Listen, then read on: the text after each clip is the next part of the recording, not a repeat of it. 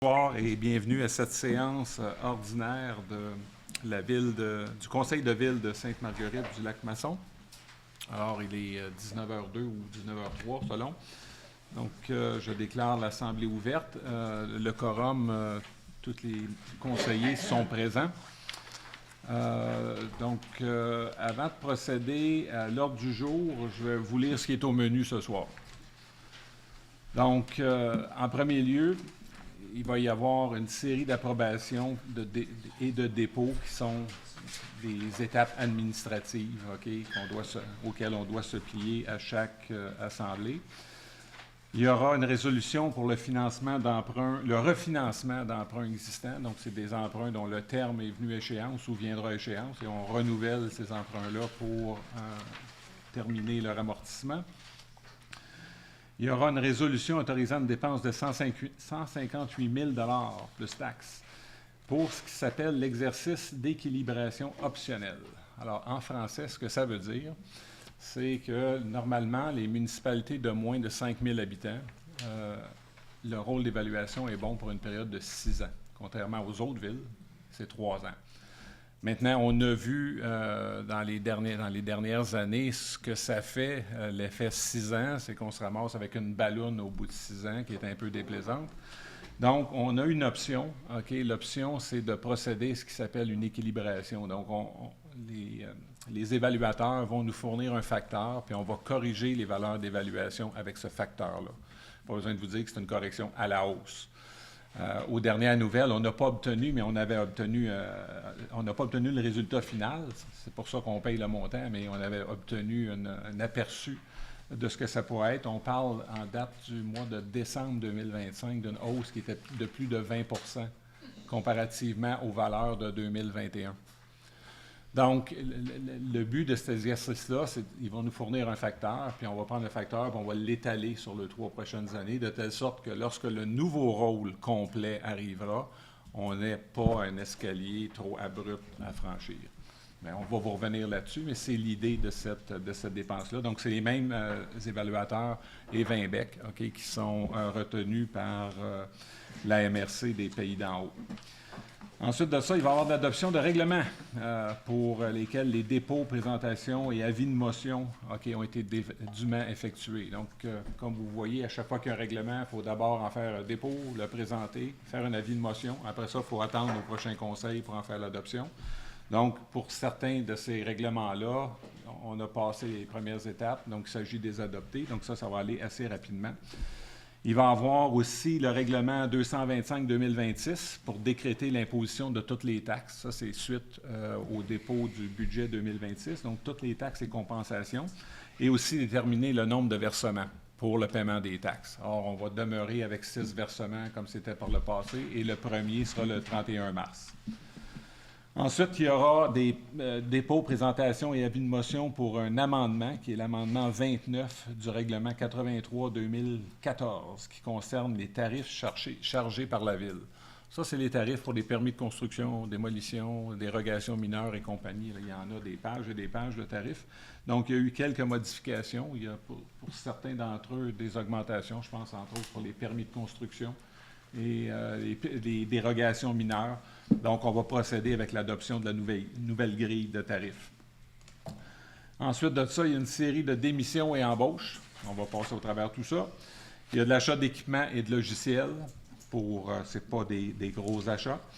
Il y a un réseau pour un mandat d'accompagnement dans le cadre de la renégociation de la convention collective. Donc, ce qu'on a décidé de concert avec la direction générale, c'est d'avoir recours aux spécialistes de la FQM, la Fédération québécoise des municipalités, pour accompagner la direction générale dans le renouvellement de la convention collective des cols blancs et des cols bleus.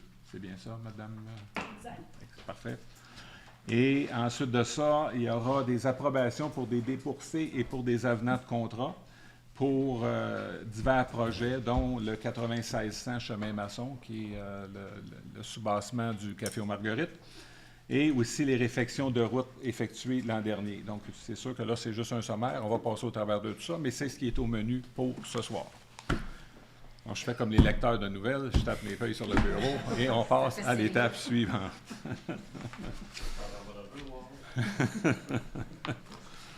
Donc, on a procédé il nous reste à procéder avec l'adoption de l'ordre du jour. Donc, j'en ai fait un sommaire. Est-ce que tout le monde est d'accord avec l'ordre du jour proposé? Oui.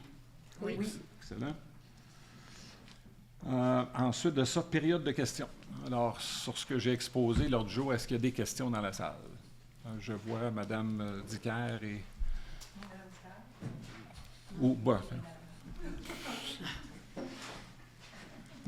Bonsoir. Bonsoir. Au point 7 DEF, on parle d'aménagement intérieur du gym. Oui. Le titre est resté le même, vous parlez plus du 9600. Est-ce que le conseil présent continue le projet du conseil précédent qui est l'aménagement du gym intérieur? Je vais y revenir, si vous permettez. OK. Mais Vous allez donner des... je vais donner des explications et si jamais ce n'est pas suffisant, vous pourrez y revenir. Puis encore là, avenant, on parle d'avenant 7. Oui. Ce serait intéressant d'avoir le détail des avenants. Je les ai. Est-ce qu'il y a d'autres questions, Julie? Bonsoir, Julie Moreau. D'abord, je voulais vous féliciter pour les activités sur le week-end. Je suis avec mes petits-enfants. Et évidemment, on avait le beau temps, il faisait beau. Mais il y avait beaucoup de gens qui se sont déplacés. Et ça m'amène à vous demander, je vois qu'on a fait un petit peu en notre CED, si on va faire la fête de Saint-Jean au centre-ville. En tout cas, je pense qu'on aurait une très grande participation. Puis surtout, je pense à nos commerces. On a des commerces, que ce soit Je m'en fous, le Métro Marguerite ou ailleurs. La crèmerie. Hein? La crèmerie. La crèmerie, puis il y a aussi chez Claudette.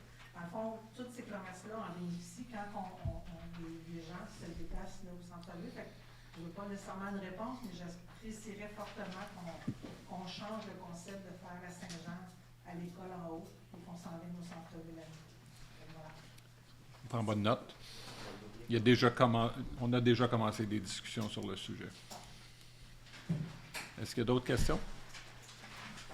Donc, on va procéder avec l'approbation des procès-verbaux.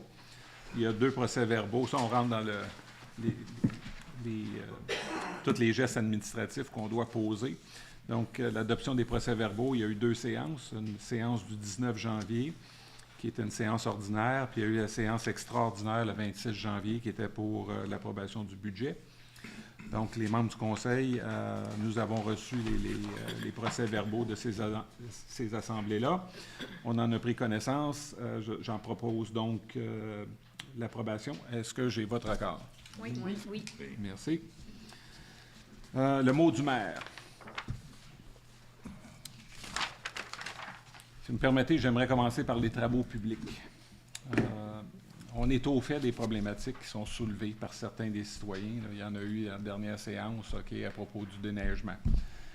Je veux juste, on nie pas l'existence de certaines problématiques. Il y a des gestes qui ont commencé dans ce sens-là. Il y a des réunions qui sont à... C'est ça le problème? Oui? Non, excusez, c'était la télé. C'était pas OK. Et par contre, je veux vraiment revenir là-dessus parce que j'ai poussé l'exercice à reculer encore plus longtemps dans le temps. Je disais qu'il y avait effectivement plus de neige cette année pour la période là, du début novembre aller jusqu'au 15 de février. Et c'était vraiment le cas depuis... C'est vraiment exceptionnel depuis 4 ans. La seule année qui approche ça, là, c'est l'année 2022-23. Mais on a 40 de plus que cette année-là. On a 68 de plus que l'année suivante et 58 de plus que l'année d'avant. Donc, vraiment, il y a beaucoup plus de neige, vraiment. Et c'est des chutes de neige à répétition. C'est pas comme des grosses chutes de neige. Donc, ça nécessite constamment des remaniements d'horaires puis tout ça. Puis, comme de raison, on ne multiplie pas le nombre d'employés. Puis, il y a des restrictions. On a déjà passé là-dessus. Fait que, oui, la bonne nouvelle, c'est que dans le PTI, dans le programme triennal d'immobilisation, on a prévu acheter encore là une nouvelle pièce d'équipement, une machinerie. C'est un nouveau camion, avec tout ce qu'il faut pour pousser la neige puis la déplacer. La même grosseur de camion que ceux qu'on a. Il va en avoir un 6e d'ajouter. Parce que au fil des ans, l'entretien était fait à partir de ce qui s'appelle la niveleuse. Okay? On prend entre autres tout le secteur du lac Piché où il y a eu des problèmes. C'était la niveleuse qui allait faire de travail, suivie d'une camionnette qui mettait les épandages. Okay? Donc, ça requérait plus de personnel, mais c'est parce on était limité dans le nombre d'équipements. Fait que là, on va avoir un équipement supplémentaire, ce qui devrait améliorer les choses. Maintenant, on ne s'arrêtera pas là. Okay, on va continuer d'examiner les tenants puis les aboutissants. Okay, du côté de la direction générale, ils ont commencé à faire ça. Il y a des rencontres en ce sens de prévues pour essayer d'optimiser la façon dont c'est fait. Mais il faut tenir à l'esprit qu'il y a des limitations qui sont en lien avec la loi, okay, sur le nombre d'heures que les gens peuvent sortir par jour ou par quart de travail, etc. Donc, tout ça sera pris en compte. Mais je ne veux pas partir un débat, là, mais je voulais juste, parce qu'il y a des gens qui ont écrit, ceux qui sont déménagés à Sainte-Marguerite ont déménagé parce qu'il y a plus de neige. Oui, il y en a plus de neige, mais là, il y en a vraiment plus que plus. OK? Donc, c'était ça mon point. Et je ne veux pas décourager non plus le personnel là, qui, à mon sens, se dévoue, OK, pour faire le meilleur travail possible dans les circonstances. Et à cet égard-là, je vous dirais, pour les travaux du printemps, dans l'informateur maçonnet, qui va être publié cette semaine, Mme Ford? Ou bientôt? C'est dans les prochains jours, mais je n'ai pas la date OK. exacte. Mais dans les prochains jours, ou peut-être la semaine prochaine, là, vous aurez la nouvelle édition du maçonnet. Là, il va y avoir tous les travaux de printemps, okay, qui sont présentés là-dedans. Il y a aussi les travaux sur la caserne, présentés de façon un petit peu plus explicite que ce que je vous ai mentionné plus tôt. Donc, tout ça va être adressé dans l'édition du maçonnet.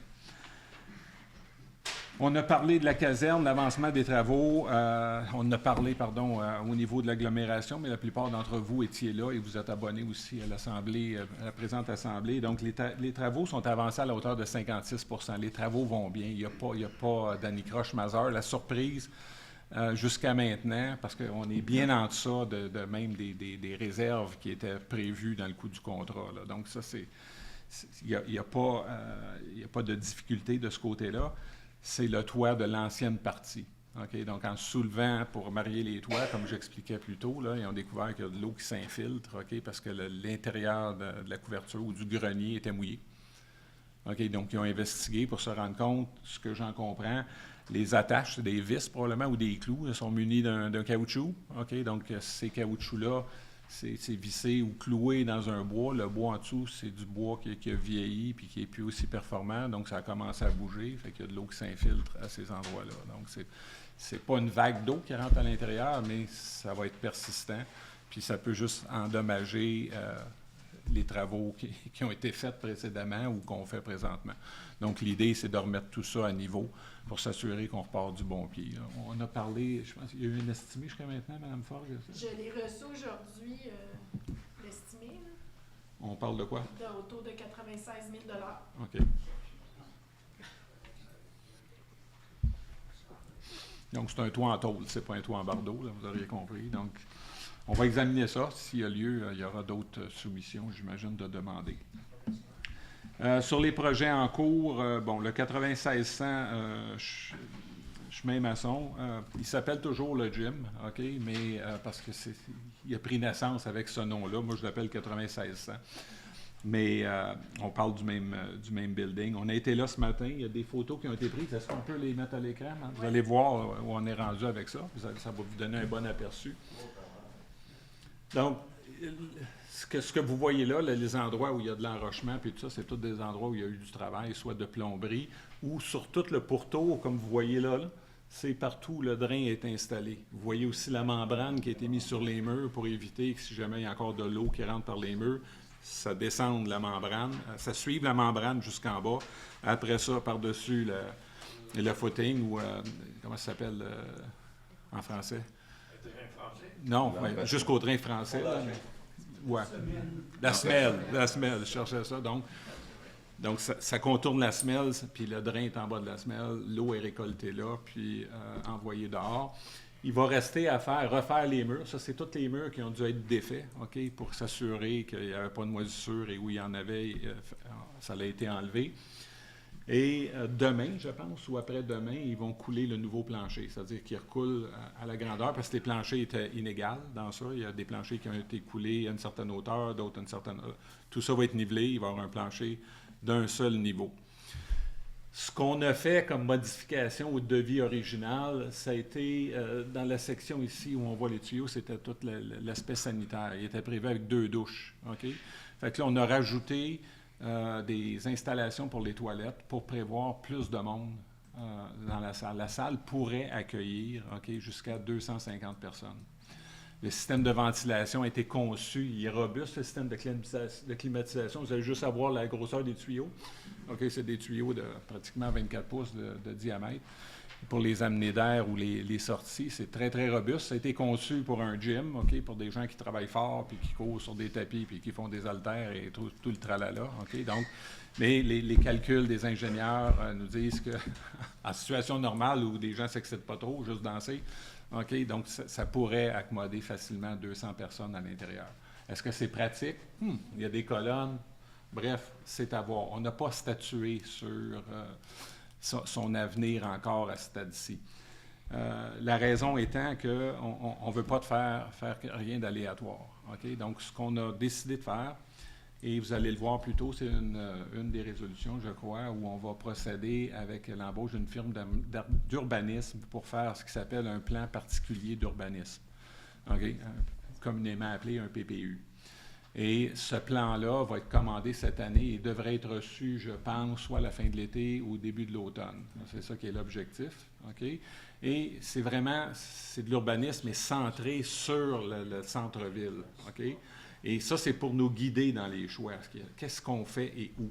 Si on est pour faire des changements, qu'on les fasse de façon à regarder vers l'avant et non pas juste on fait ça parce qu'il y a ça, et juste réagir de façon aléatoire à des situations comme celle qu'on a là, où on est pris avec un immeuble qui n'est pas vraiment avec la vocation nécessaire. Comment va-t-on s'en servir? Il y a plusieurs plans là, qui ont été réfléchis. Il y aurait effectivement déménager le gym, mais pas dans l'entièreté de ça. Le gym, je ne sais pas si on peut revenir sur les photos, mais on va revenir à celle-là. Le gym serait installé, est-ce qu'il y a la porte? C'est ça, il serait là. Donc, il serait le long du mur où il y a les fenêtres. Les appareils seraient alignés, les uns à côté des autres, donc ça rentre. Ce serait en face du bloc sanitaire où seront les salles de bain et les douches. Devant ça, ici, c'est le couloir qui va aller jusqu'au bout. Donc, il y aurait moyen d'envoyer le gym là et de quand même conserver la salle pour tout ce qui est fait ici dans la salle. Toutes les yoga, gymnastiques et autres là, qui sont faites dans la salle du conseil pourraient être amenés là-bas. Donc, c'est des choses qu'on peut faire. Et il y a un projet qui a été présenté par le Service des loisirs, et puis à l'endroit où il y a le gym à l'heure actuelle, que ça devienne un endroit jeunesse, la maison de la jeunesse, ça serait pour les ados. Et la raison qui est installée là, c'est que les gens du service de loisirs ont leur bureau là. Et la salle est équipée avec des systèmes de caméras. Donc, il y aurait une surveillance constante sur ce qui se passe dans cette salle-là, qui serait une salle pour les adolescents de la ville. Je parle de ça, c'est des projets. On n'a pas statué là-dessus. On va attendre d'avoir l'avis de professionnels en la matière pour savoir qu'est-ce qu'on fait avec tous les bâtiments qu'on a, les espaces qu'on a, comment on peut optimiser tout ça et rendre mettons, le centre-ville fonctionnel, avec tous les bâtiments municipaux, les espaces de stationnement et compagnie. Donc, on veut avoir une grande réflexion là-dessus. Ça ne durera pas des années. Donc, on va savoir à quoi s'en tenir avant la fin de l'année, ça c'est certain. Bon, ça, c'est pour vous montrer une des choses qui sont des choses aléatoires. Vous voyez partout, là, ça, c'est un je ne sais pas si on a une photo plus générale pour voir, non, le voir de... OK, c'est ça. Donc, ça, c'est l'arrière du bâtiment. La porte de garage est située de l'autre côté de ce bâtiment-là. Il y a des systèmes de chauffage et de climatisation qui ont été installés sur le haut du building. À cause du poids, puis il n'y a pas eu de vérification faite à ce moment-là, ça l'a détaché la partie d'entrée du reste du building. Fait que ça, on ne peut pas laisser comme ça. Mais ce n'était pas dans le devis original. Donc, on ne peut pas laisser ça là. Il faut que ça soit démoli. OK? Il faut refaire les choses autrement, mais là, juste pour vous donner une idée, une évaluation préliminaire de ça, on parle de 130 à 140 000 OK? Pour enlever ça, puis amener le terrain à d'autres fonctions. Fait que, avant d'investir, encore là, on va tout simplement terminer ce que vous avez vu tantôt au niveau des travaux, OK, pour que la place soit utilisable. Que ce soit pour des fins d'entreposage, pour mettre la Zamboni, pour Dieu sait quoi, pour resservir, jusqu'au moment où on puisse statuer sur quelle sera la vocation de cette salle-là. Chose certaine, elle doit être occupée par la Ville, OK, à 100 %. Okay, et non pas en louant à un tiers parti, parce que les lois prévoient qu'une ville ne peut pas être propriétaire et locataire. Si elle le fait, elle est maximisée à la hauteur de 50 % en location, ce qui est déjà le Café aux Marguerites au-dessus. Il reste encore beaucoup de travaux à faire. Il reste à recouvrir les murs. Les fenêtres, tout ça avait été commandé. Tout ça est reçu. Il reste à les installer. Donc, il attendait. Aujourd'hui, ce qu'on a vu, c'est une place qui a tout été nettoyée. Là, vous voyez que c'est vraiment nettoyé. Il n'y a plus beaucoup de poussière là. Ce qui n'était pas prévu dans le devis original, il laissait le plafond comme ça. Je pense que si on s'en sert, il faudra penser à au moins le peinturer. OK? Au moins mettre une couche de peinture en blanc. Il y a des affaires de base qu'on pourrait faire, mais vous vous rendez compte que tout ça, c'était pas dans le coût original de 600 quelques mille. Là. OK? C'est tout. Puis, les travaux qu'on a été obligé de faire, là, on est déjà rendu, on parlait d'un 15 %, là, on avoisine déjà ces limites-là là, avant de devoir retourner en soumission pour le projet. Donc, c'est ce qui se passe avec l'immeuble. La bonne nouvelle, c'est qu'on ne voit pas d'autre chose. Il reste encore la porte. Vous voyez la porte de garage là-bas, elle va être scindée en deux, c'est-à-dire qu'il va toujours avoir une porte de garage du côté gauche, mais on va prévoir ce qui manquait au building, c'est-à-dire un accès pour les gens à mobilité réduite. Elle va se faire par en arrière. OK? Donc, ça aussi, c'était pas prévu. Ça aussi, on a ajouté ça dans le projet pour que si on décide d'utiliser sa salle-là à des fins communautaires, par exemple, bien, qu'elle soit accessible à tous et non pas seulement à ceux qui sont capables de marcher sur leurs deux jambes sans aucune aide. Là. Et évidemment, on a rajouté dans ça, vous allez le voir tantôt, un avenant pour avoir un système d'alarme incendie au minimum. Ça a beau être en béton, là, mais il y a des vies qu'on ne veut pas qu'il y ait de risque là, donc on va pourvoir à ça. Donc, je ne sais pas si je réponds assez précisément à votre question, Mme Diguerre, là, mais en gros, c'est là où on est rendu avec l'immeuble. Par rapport aux avenants, Oui, je vais revenir sur les avenants, si vous me permettez. Donc, j'ai parlé du PPU. Juste pour vous dire, aussitôt que la température le permet, là, on a une série de travaux. C'était tout prévu, ça, au plan triennal d'immobilisation. Là, on a pour plus d'1 demi-million de dollars de réparation. Il y a la rencontre dans laquelle il y a eu une intrusion d'eau majeure. Là, ça a l'air colmaté. Le toit a été nettoyé. Il y a eu une toile de réparation, que je comprends, qui a été installée ou quelque chose du genre. Donc, on va procéder rapidement.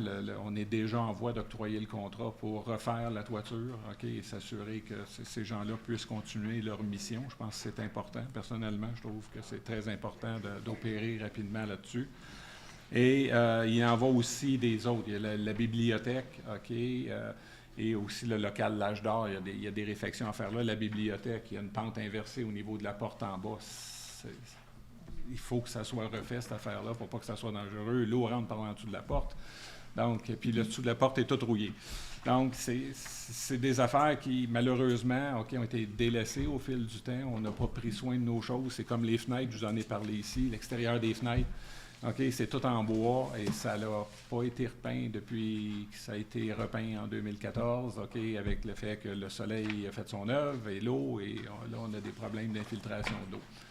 Donc, je ne sais pas si on aura besoin de scanner l'immeuble, je ne pense pas, pour savoir s'il y a plus d'infiltration d'eau que ce qui a déjà été trouvé dans la cuisine juste ici derrière nous.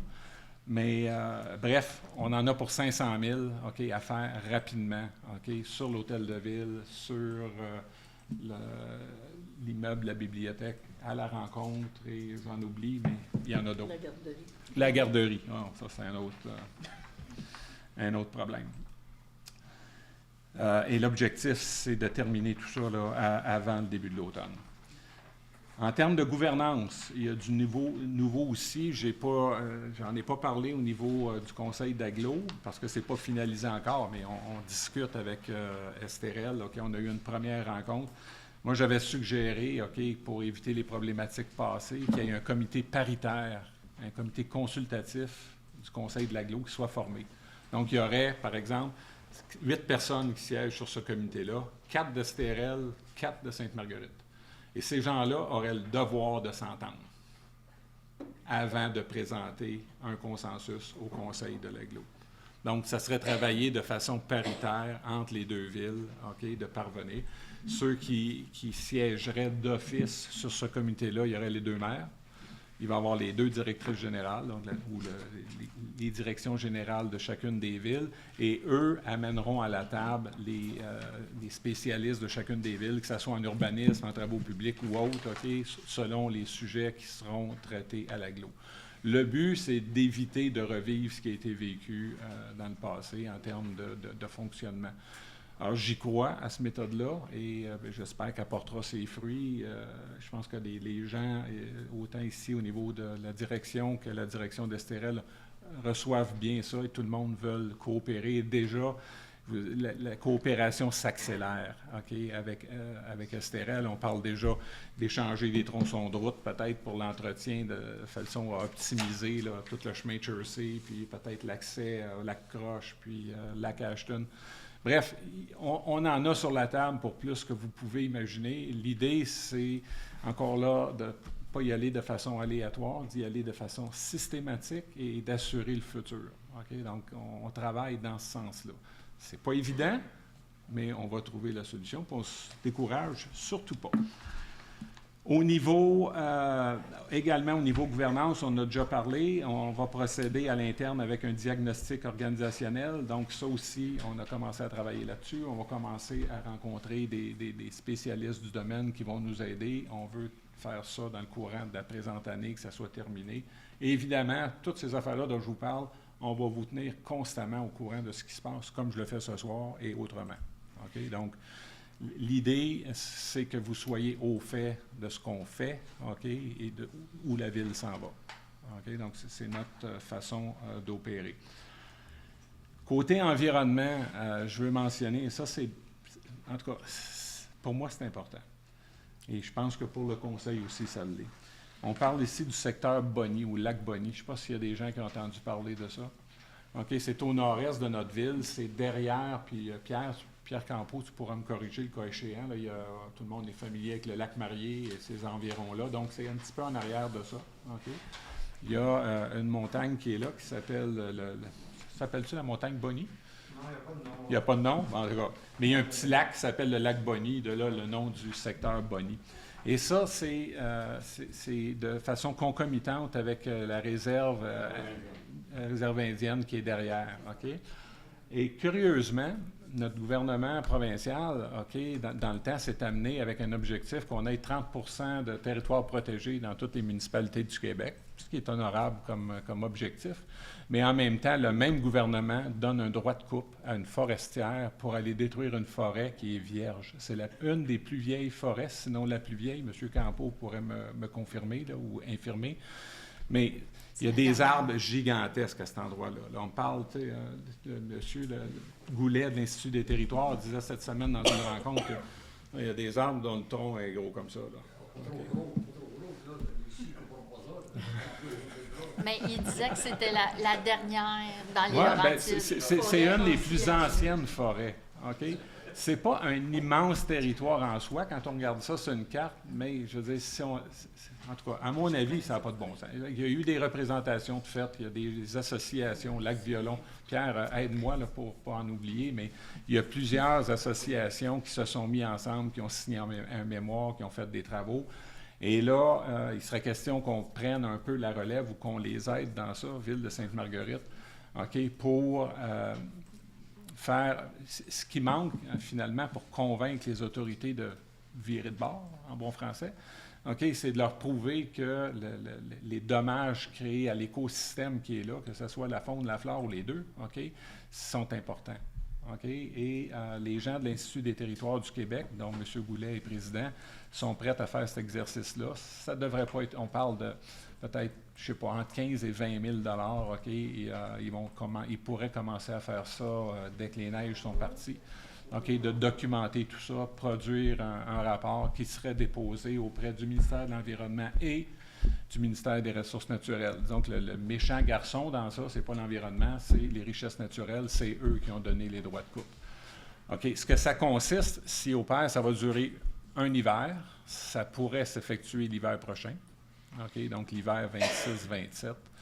Et on parle de l'équivalent, vous savez, les grands traîneaux de coupe de bois là, qu'on voit souvent sur les chemins. C'est deux, en bon français, trailers, OK, qui sont attachés ensemble avec des arbres pilés à pleine hauteur.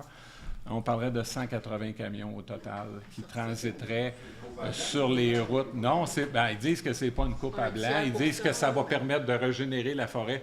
Donc, c'est sûr qu'il peut y avoir toute une discussion. Je ne suis pas un spécialiste. Mais personnellement, je trouve que ça n'a pas d'allure.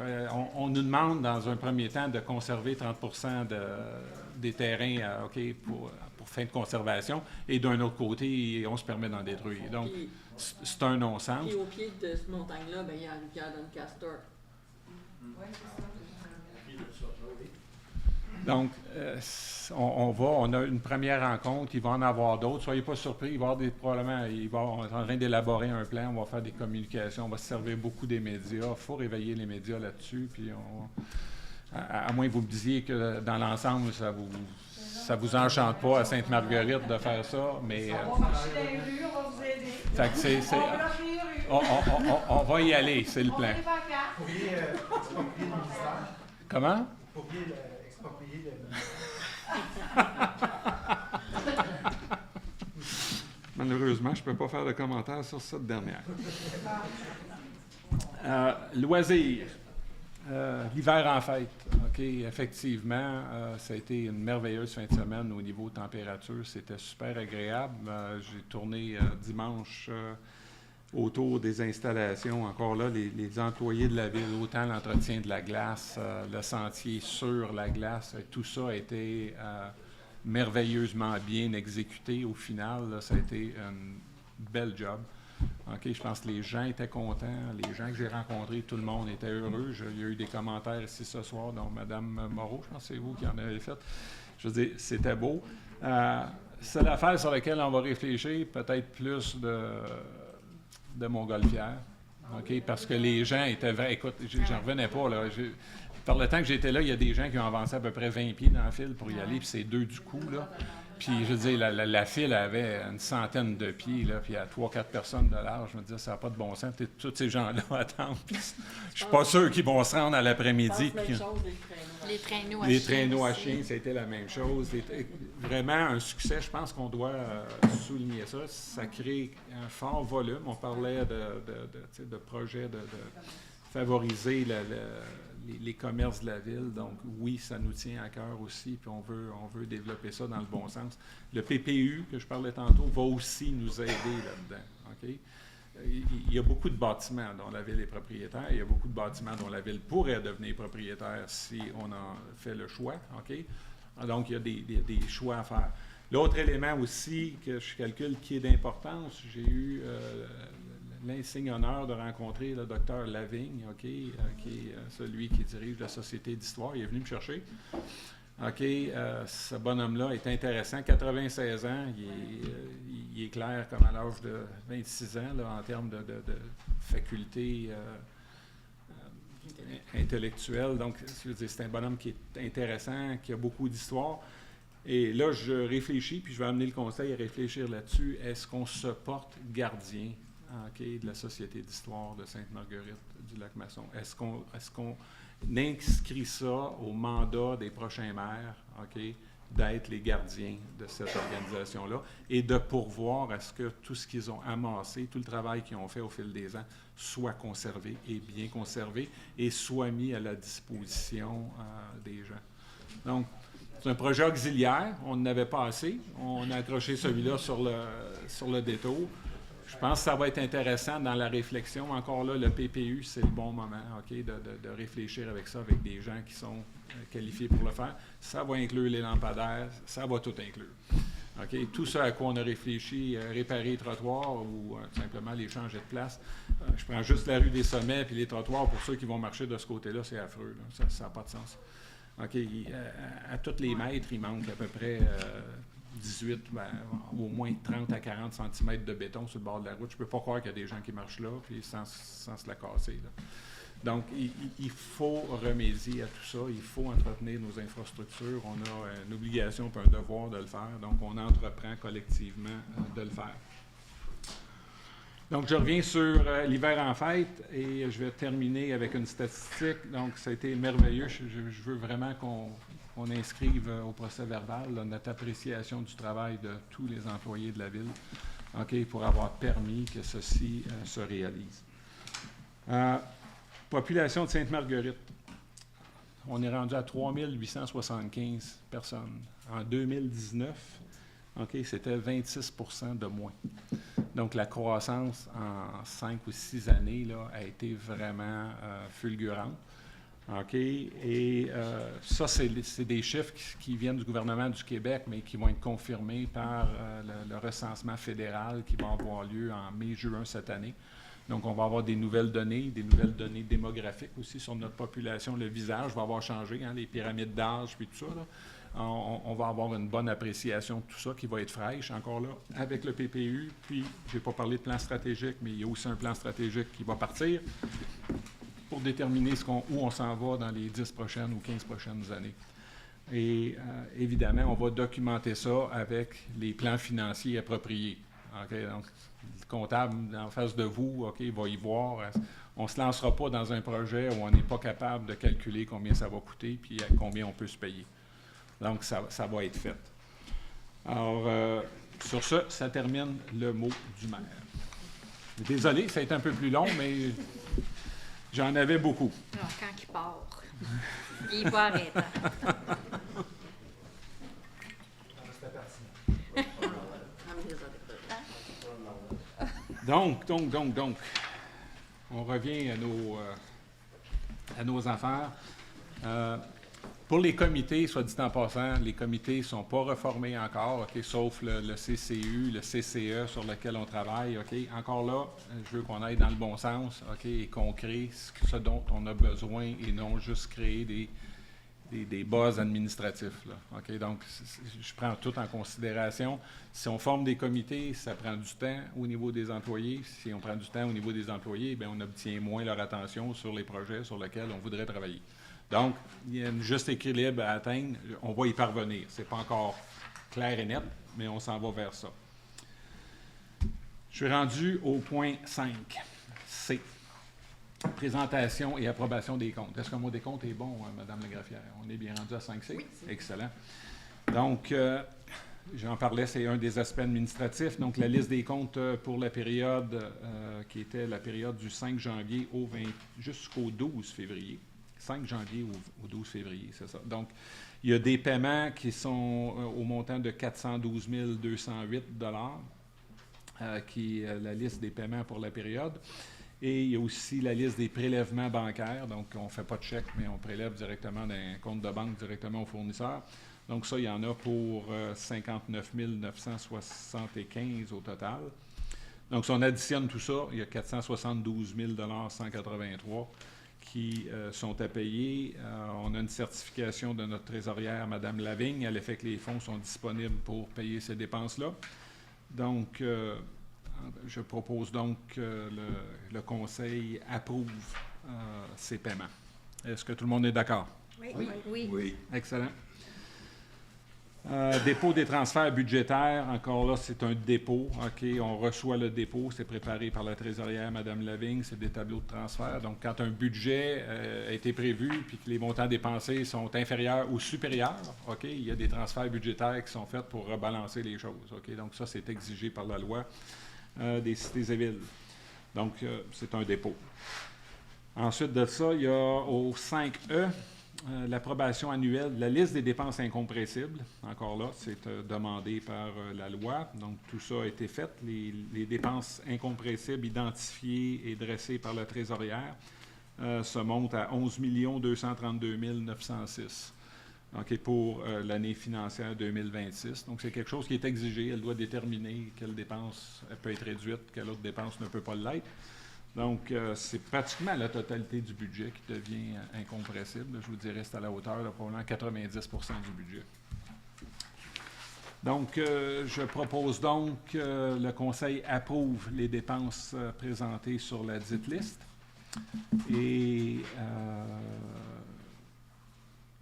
que ceci fasse partie intégrante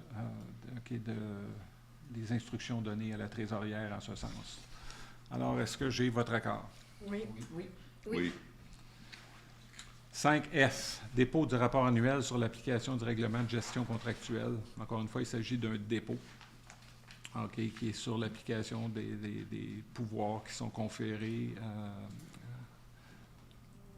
c'est-à-dire que le règlement confère pour gérer les contrats que l'on signe. 5G, le dépôt du procès-verbal de correction pour l'offre d'achat de Mme Coralie Bergeron. Pour ceux qui sont là souvent, ça revient souvent. Hein? Il y a encore une erreur de date qui est corrigée. C'est tout simplement pour corriger la date en question. On a besoin d'une résolution pour rendre le tout conforme. 5H, j'ai parlé au tout début dans le menu de la soirée, le refinancement de règlement d'emprunt. Donc, il y en a 6 qui viennent à échéance. Les montants varient entre 8 000 et 278 000 Donc, ces 6 règlements-là vont faire l'objet d'un rafraîchissement de dette, ces 6 règlements-là, et vont porter la date du 19 mars. Les intérêts vont être payables annuellement. À partir du moment où on a cette résolution-là, on va être capable d'avoir les taux d'intérêt qui vont s'appliquer. On est chanceux, les taux d'intérêt tendent à baisser ces jours-ci, donc on devrait avoir des dettes un tarif inférieur à ce que je souhaite nous avions avant. Et essentiellement, donc, est-ce que j'ai une résolution? Oui, je propose que les règlements d'emprunt soient refinancés. Donc, est-ce que le Conseil est d'accord? Oui. Rôle triennal, équilibration optionnelle, j'en ai parlé tantôt, je ne reviendrai pas, il s'agit de la résolution pour ce faire. Donc, je propose donc que le Conseil confirme à la MRC des Pays d'en haut que l'on mandate la firme Evinbec pour procéder à l'équilibration triennale 2027, 2028, 2029 au coût de 158 100 $ plus les taxes applicables. Est-ce que j'ai votre accord en ce sens? Oui.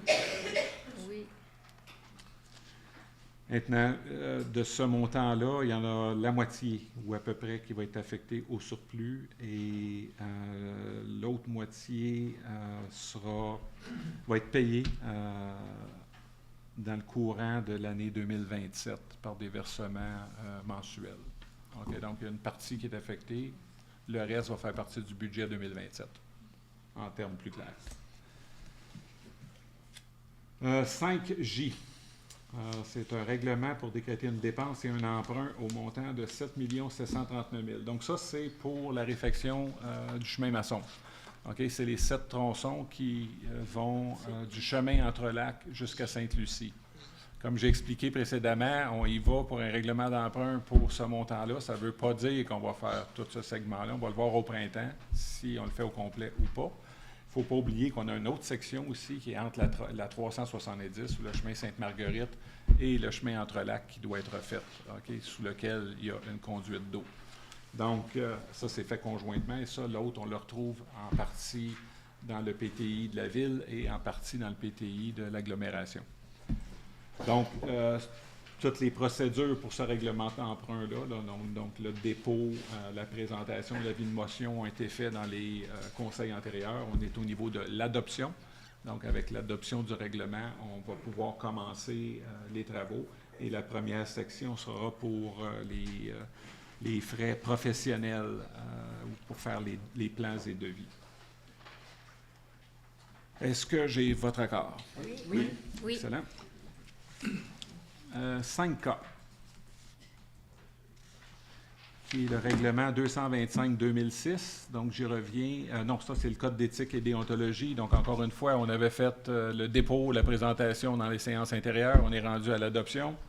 Donc, aujourd'hui, on adopte le Code d'éthique et déontologie en matière municipale. Tous les membres ont eu l'occasion de le lire, sont d'accord. Donc, il est proposé que ce document-là soit approuvé. Merci. Est-ce que les autres sont d'accord? Oui.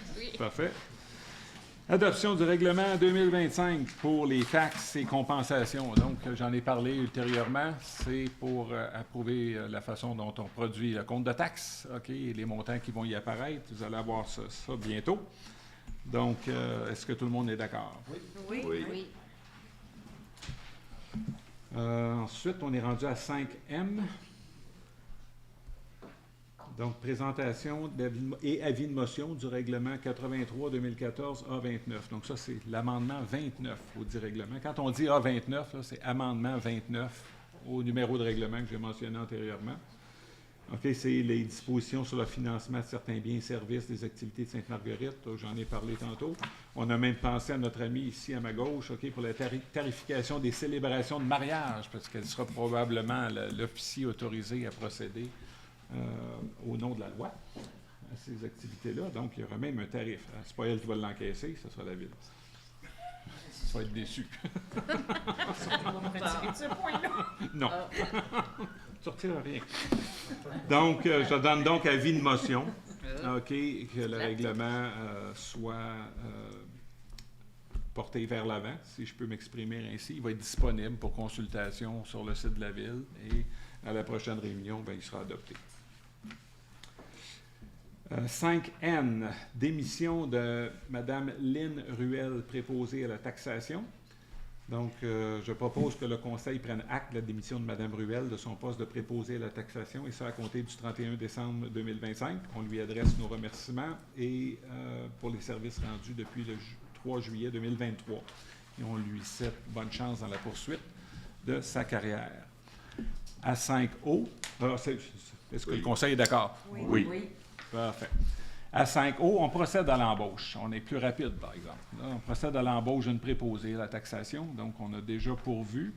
Donc, on a une recommandation favorable de la trésorière, Mme Lise Lavigne, OK, suivant le choix d'un comité de sélection. Il est donc proposé que le Conseil accepte la recommandation précitée et procède à l'embauche de Mme Zoé Prudhomme au poste de préposée à la taxation assujettie à une période de probation en vertu de l'article 5 de la Convention collective, et ce, à compter du 23 février 2026, que son salaire soit établi à 95 de l'échelon salarial qui y est prévu. Est-ce que ce Conseil aborde dans ce sens? Oui. Merci. 5P. Embauche pour une secrétaire à la direction générale. Donc, on avait déjà vu une session antérieure que Madame, j'oublie son nom, qui est partie. Marie-Claude, son nom de famille. Lavoie nous avait quittés en début d'année. Donc, on a trouvé sa remplaçante et on a une recommandation de notre directrice générale adjointe, Mme Marie-Pierre Farran. Donc, il est proposé que le Conseil accepte la recommandation précitée et procède à l'embauche de Mme Meg-Anne Aubuchon à titre de salarié avec une période de probation, toujours en vertu de l'article 5 de la Convention, au poste de secrétaire à la direction générale. Et ce qui est digne de mention, elle accepte un horaire de 35 heures semaine, okay, parce que anciennement, le poste était 32 heures, c'est bien ça? Oui, il variait 28 heures, des fois 32, là, 35. 35 donc 35 heures, oui, exactement, et à 90 de l'échelon salarial prévu. Pour une entrée en fonction le 3 mars. Merci. Est-ce que tout le monde est d'accord? Oui. Excellent. Mandat d'accompagnement de la Fédération québécoise des municipalités, la FQM, pour la négociation de conventions collectives. J'en ai discuté au début, donc on procède avec la résolution pour que la direction générale puisse mandater ces gens-là à les appuyer dans le renouvellement de la convention collective. Ça ne devrait pas excéder 7 500 plus taxes. Est-ce que tout le monde est d'accord? Oui. On a un autre mandat d'accompagnement, toujours avec le FQM, pour l'évaluation d'emploi pour intégration à la structure salariale du personnel cadre. Donc, dans le mandat antérieur avec l'équipe qui était là avant, il y a eu une nouvelle structure salariale mise en place pour le personnel cadre. Il reste des évaluations d'emploi à faire. Donc, on va donner un mandat à se faire à la FQM pour un montant qui ne dépassera pas 3 500 $, si ma mémoire est fidèle. Oui. C'est bien ça? Donc, est-ce que tout le monde est d'accord? Oui. Oui. Achat d'immobilisation, j'avais parlé, c'est deux ordinateurs portables, dont un pour celui qui vous jase et un autre pour moi. pour la personne qui nous écoute. Non. Donc, le montant total pour les deux, incluant les configurations, le déplacement de l'équipe qui vient nous porter ça, puis les connecter avec l'ensemble du réseau pour 4 784,22 $. Est-ce que j'ai l'accord de tout le monde? Oui. Excellent. 5F, implantation d'un logiciel de gestion conseil sans papier. Donc, il s'agit d'un nouvel outil qu'on va octroyer aux gens du service des greffes, notamment, mais aussi à la direction générale, qui est un peu plus convivial de fonctionnement, beaucoup plus facile, moins d'erreurs. On va aller vers ça. Et c'est sur un mandat qui est donné sur 3 ans, là, avec la firme qui va nous faire l'implantation du logiciel. C'est un montant de 10 344 $ pour la première année et de 6 124 $, les deux montants plus taxes, pour la deuxième et troisième année. Est-ce que j'ai votre accord? Oui. 5U, mandat pour service professionnel dans le dossier de nature pénale à la Cour municipale. Encore là, on retient les services d'une firme d'avocats pour appuyer nos employés dans le cadre de démarches. C'est un forfait mensuel, c'est 500 $ par mois. Donc, les employés peuvent consulter l'avocat quand ils ne sont pas certains de l'application des règlements et autres. Ouais, 550 plus taxes. Ah, j'ai dit 500, c'est 550, désolé. Donc, j'en propose l'adoption. Est-ce que le Conseil est d'accord? Oui. 5V, contrat d'occupation et engagement, c'est l'avenant numéro 2. Numéro 12, 12e renouvellement. Il s'agit de M. Robert Gauthier, mieux connu le surnom de Bobby, qui habite un immeuble qui appartient à la ville au 15 chemin Masson. Donc, il s'agit de prolonger son bail avec une légère augmentation. Son bail passe de 475 à 495 mensuellement. Et ça, c'est un bail qui va durer jusqu'au 31 mars 2027. Est-ce que tout le monde est d'accord? Oui. 5W. Une modification à la résolution, je vous fais grâce du numéro, contribution aux requérants d'aide financière à l'entretien des chemins privés ouverts au public. Donc, il s'agit ici des montants. Ah, OK, je me souviens. On l'a déjà présenté précédemment. Il y avait une erreur dans la liste et là, il y a eu une inversion de paiement. C'est-à-dire que A a reçu le paiement de B et B a reçu le paiement de A. Donc, on recorrige la liste, on recorrige les paiements faits aux gens, et donc le Conseil est appelé à réapprouver la liste corrigée. Est-ce que tout le monde est d'accord? Oui. Faisait du sens, les explications? Oui. OK, good. 5X. Formation, interaction entre le maire, le conseil et la direction générale. Donc, je ne suis pas vivable, on va m'apprendre à vivre. C'est une formation qui est donnée par c'est la FQM, là, madame? Oui, c'est ça. Donc, c'est au montant de 289 $ plus taxes. Et donc, vont y participer moi-même et madame la directrice générale, madame Fogg. Est-ce que tout le monde est d'accord? Oui. Ensuite, il y a une autre formation pour le congrès de la Fédération québécoise. Donc, ça, c'est un congrès qui dure 3 jours. Ça se tient au Centre des congrès à Québec en 2026. C'est au mois de septembre 2026. J'y serai avec Madame la mairesse suppléante, Madame Nathalie Bélanger.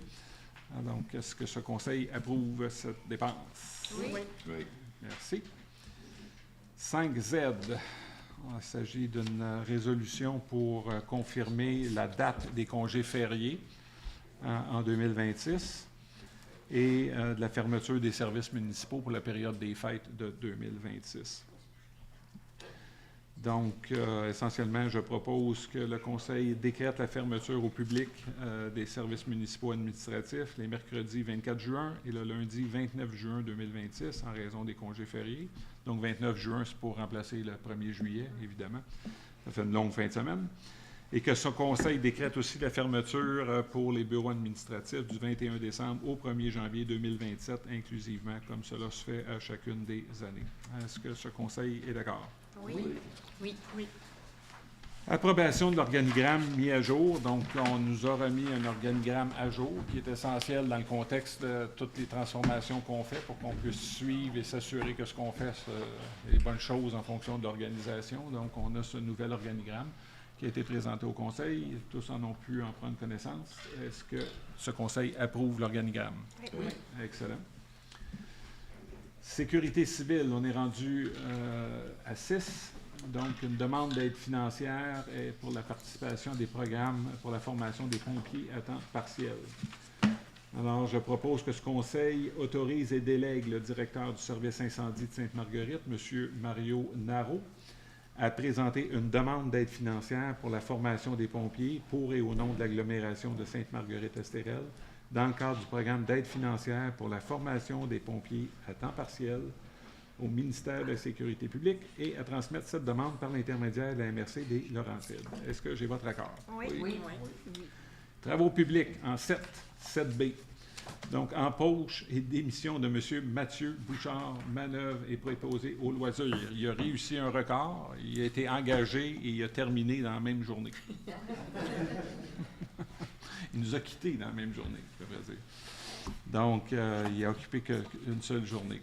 Donc, est-ce que ce Conseil prend acte d'une première... de son départ et de son embauche, c'est-à-dire de son embauche et de sa démission à compter du 23 janvier. Est-ce que tout le monde... Non. Est-ce que tout le monde est d'accord? Oui. Permanence de Mme Nathalie Brouillette, secrétaire réceptionniste aux travaux publics. Encore là, c'est pour confirmer la permanence. On a eu une recommandation favorable de la coordonnatrice au service des travaux publics et services techniques, Mme Brigitte Roussel, pour ce faire. Alors, j'en propose. Est-ce que ce Conseil confirme à son poste de secrétaire réceptionniste aux travaux publics, Mme Nathalie Brouillet, à compter de, je n'ai pas la date, mais j'imagine... 28 février. 28 février. Après 150 jours de travail, de journée de travail. D'accord. Est-ce que le Conseil est d'accord? Oui. 7D. Des comptes progressifs numéro 3, le gym. Mais là, je vais revenir à la liste que Mme... Dicker a demandé. Si vous me donnez 2 secondes que je la retrouve.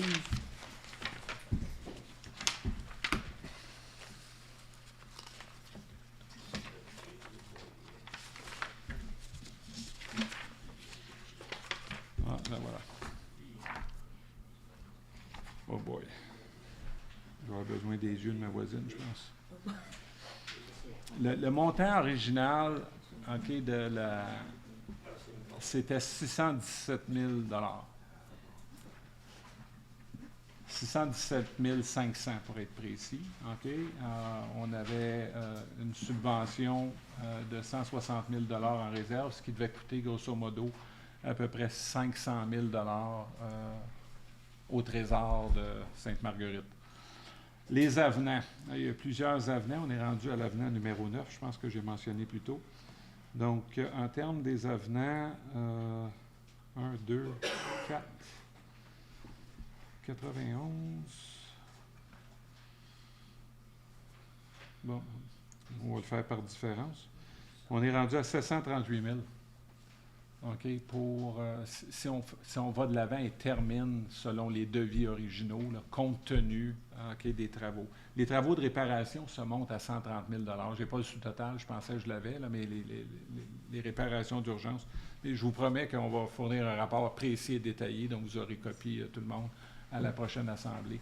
Mais grosso modo, là, on s'enligne vers ça. À l'heure actuelle, je l'ai mentionné tantôt, là, il y a 217 000 qui ont été déboursés, ce qui est à peu près 30 comme degré d'achèvement des travaux sur cet immeuble-là. C'est au ralenti, okay, parce qu'on ne veut pas dépenser inutilement. Donc, on fait la réparation nécessaire à conserver cet immeuble-là étanche et salubre. C'est le mandat qu'on a pour l'instant, qu'on s'est donné. Où étais-je? 7. B? D, oui, c'est ça. Le paiement progressif numéro 3. Donc, on a une recommandation favorable de Parallèle 54, expert conseil, avec un certificat de paiement qui est daté du 12 février 2026. Ça a été signé par l'architecte Gabriel Rousseau et le montant est de 25 629,80. Est-ce qu'on a une recommandation favorable du directeur des services techniques, M. Gagné, pour aller de l'avant avec ce paiement? Évidemment, il y a toujours des retenues contractuelles de 10 % effectuées sur chaque paiement. Donc, est-ce que tout le monde est d'accord? Oui. 7E, c'est pour l'avenant numéro 2, cette fois-là, toujours pour le même gym ou le 9600. Alors, ça, c'est pour des services professionnels en ingénierie. On a modifié les plans d'électricité pour l'ajout d'un panneau pour les alarmes incendie. Je l'ai mentionné d'entrée de jeu tantôt. Donc, ça coûte 3 640 plus les taxes. Donc, est-ce que j'ai votre accord? Oui. Et ça, il y a toujours la subvention que j'ai mentionnée, 160 000, comme on a raison. Pour chacune de ces dépenses, on l'utilise au fur et à mesure qu'on dépense. Quand elle est épuisée, ces sommes-là s'en vont au surplus. Tout ce qui n'est pas couvert de la subvention diminue les surplus accumulés qu'on a au livre. Avenant numéro 7, toujours pour le même immeuble. Celui-là, c'est pour la mécanique et l'électricité, pour le réaménagement des locaux, toilettes et relocalisation. Donc, j'avais parlé tantôt, ce qu'on avait fait, on a défait le bloc sanitaire pour le refaire avant d'installer tout ça, là, pour rendre l'immeuble un peu plus flexible pour l'avenir, pour accommoder plus de gens que seulement les 10 ou 12 personnes qui sont au gym. Là. Donc, on va être mieux équipé de ce côté-là. Et selon la réglementation qui s'applique au bâtiment. Donc, il s'agit d'un montant de 10 243,86 plus taxes. Est-ce que j'ai votre accord? Oui. Ensuite, 7G, toujours, celui-là, c'est pour la Montée-Mariée et Domaine des Lacs. Ça, c'était les travaux qui ont été faits l'été dernier. C'est des réparations de route. Là, il s'agit d'un avenant numéro 1. C'est pour des honoraires professionnels de surveillance, qui sont additionnels. C'est-à-dire qu'on a défoncé le budget pour la surveillance des travaux sur ces deux chantiers-là, le Domaine des Lacs et Montée-Mariée. Le montant est de 8 394,50. On a une recommandation du directeur des services techniques, M. Claude Gagné, à cet effet. Est-ce que ce conseil est d'accord? Oui. Ensuite, en 7H, c'est un mandat pour les services professionnels, pour la préparation de plans de vie et de surveillance pour les travaux de réfection du lac Croche. Alors ça, au contraire de l'autre, celui-là, c'est pour commencer les travaux sur certains tronçons des rues du lac Croche. Donc, c'est pour des services professionnels d'ingénierie. Donc, nous sommes rendus au plan de vie nécessaire avant de proposer de quelconques travaux. Alors, il s'agit de la réfection des tronçons 1009, 1011 et 1014 de la rue du lac Croche.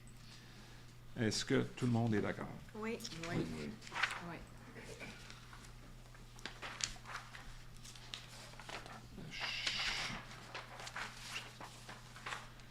7I. Bilan 2024 de la stratégie québécoise d'économie d'eau potable et dépôt du rapport 2024. Donc, essentiellement, il y a une loi qui a été amenée de l'avant par le gouvernement pour appeler les municipalités à régir l'utilisation de l'eau potable. Un des éléments de ça, c'est d'installer des compteurs d'eau au niveau résidentiel et commercial. Ça, c'est pas tout à fait complété, mais le rapport est quand même soumis et fait mention de cette partie-là qui reste à compléter. Alors, le seul effet du retard à procéder, ce serait qu'on serait, le taux de subvention qu'on aurait, le cas échéant, serait réduit. mais on n'en a pas de programme qui utilise cette subvention-là à l'heure actuelle, donc c'est sans effet. Et c'est sûr que là, l'attention est portée parce que ça devient obligatoire que ça soit fait dans la prochaine année. Donc, il va y avoir un projet pilote sur 20 résidences, en plus du volet commercial où les compteurs d'eau vont être installés. Donc, je propose donc que le Conseil accepte le dépôt officiel du bilan 2024 et permette son dépôt aux instances gouvernementales sur la stratégie maçonnaise d'économie d'eau potable et qu'on s'engage à respecter le plan d'action. Est-ce que vous êtes d'accord? Oui. Oui. 7J. Remplacement de la conduite d'eau sanitaire sous la rivière Doncaster. Alors ça, on veut vraiment, puis ça, j'y tiens, que ça soit fait dans le courant de la prochaine été. Okay? Ça retarde. Et ça l'a retardé. On va mettre ça de l'avant. Maintenant, il y avait une subvention qui était attachée à ça. C'était une subvention qui était la subvention du programme Primo. OK, maintenant, vous allez voir plus tard que on est rendu là. Je vais vous demander au Conseil de simplement d'ignorer et d'annuler la demande de subvention en vertu de Primo pour reprendre une plus favorable, OK, qui ramasse plus d'argent, qui nous donne plus d'argent, celle qui provient du programme TEC 2024-2028.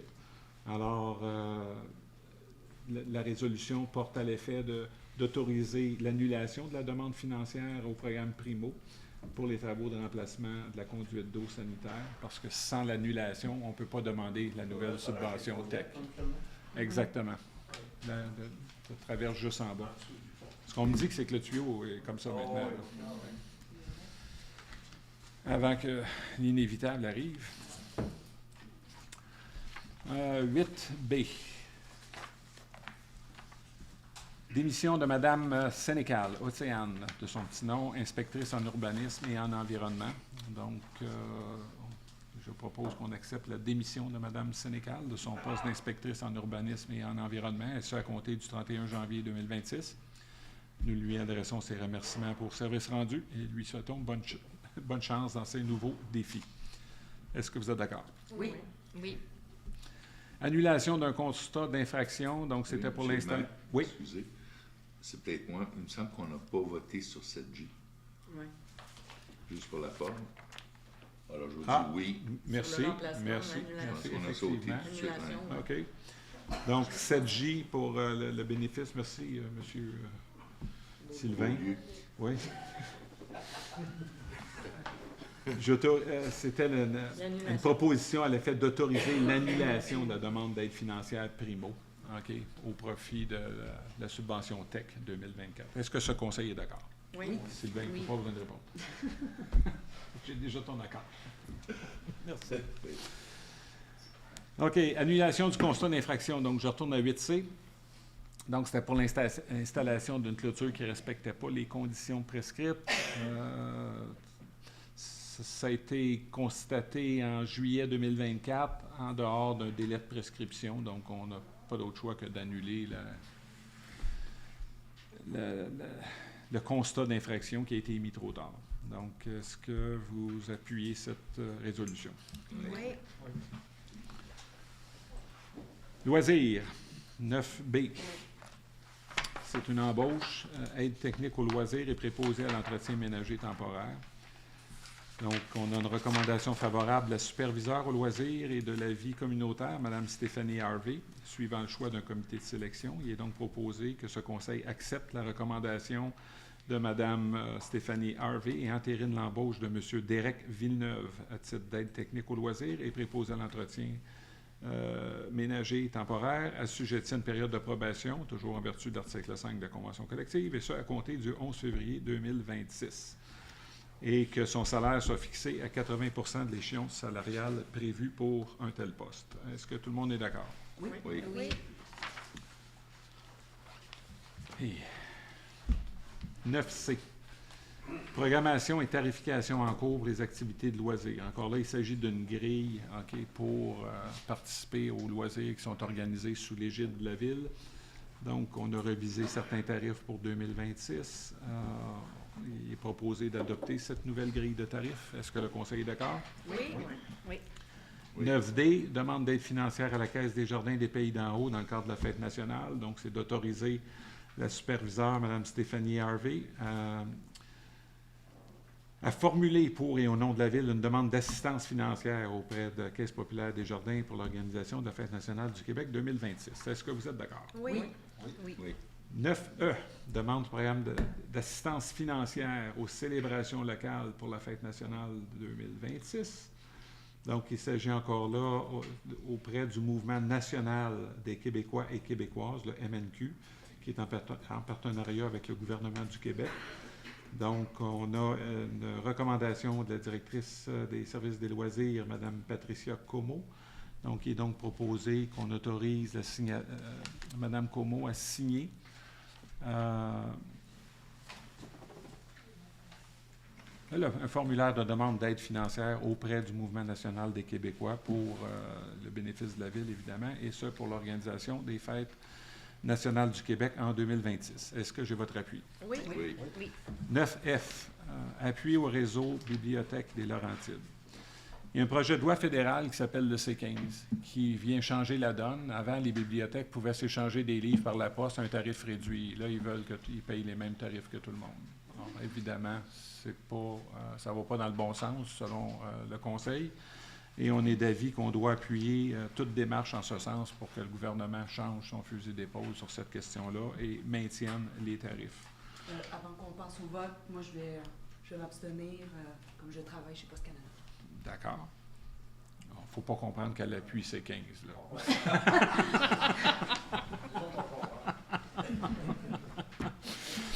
Donc, il est proposé à ce Conseil que ce Conseil appuie le réseau Biblio des Laurentides dans sa démarche de maintien du taux préférentiel de prêt en bibliothèque et qu'on demande au gouvernement de retirer du projet de loi, le projet de loi 115 la proposition d'abroger les dispositions qui finalement annulent ces tarifs préférentiels-là. Est-ce que ce Conseil est d'accord? Oui. Oui. Oui. 9G, révision de contrat, animation de gestion des camps de jour. Ça, on avait parlé au niveau du budget. C'est tout simplement un remaniement de la grille tarifaire. Là. La vigilance des gens de loisirs ont vu qu'il y avait une formule qui pouvait être moins dispendieuse pour la Ville quand il s'agit d'accompagnement pour les enfants qui ont des difficultés.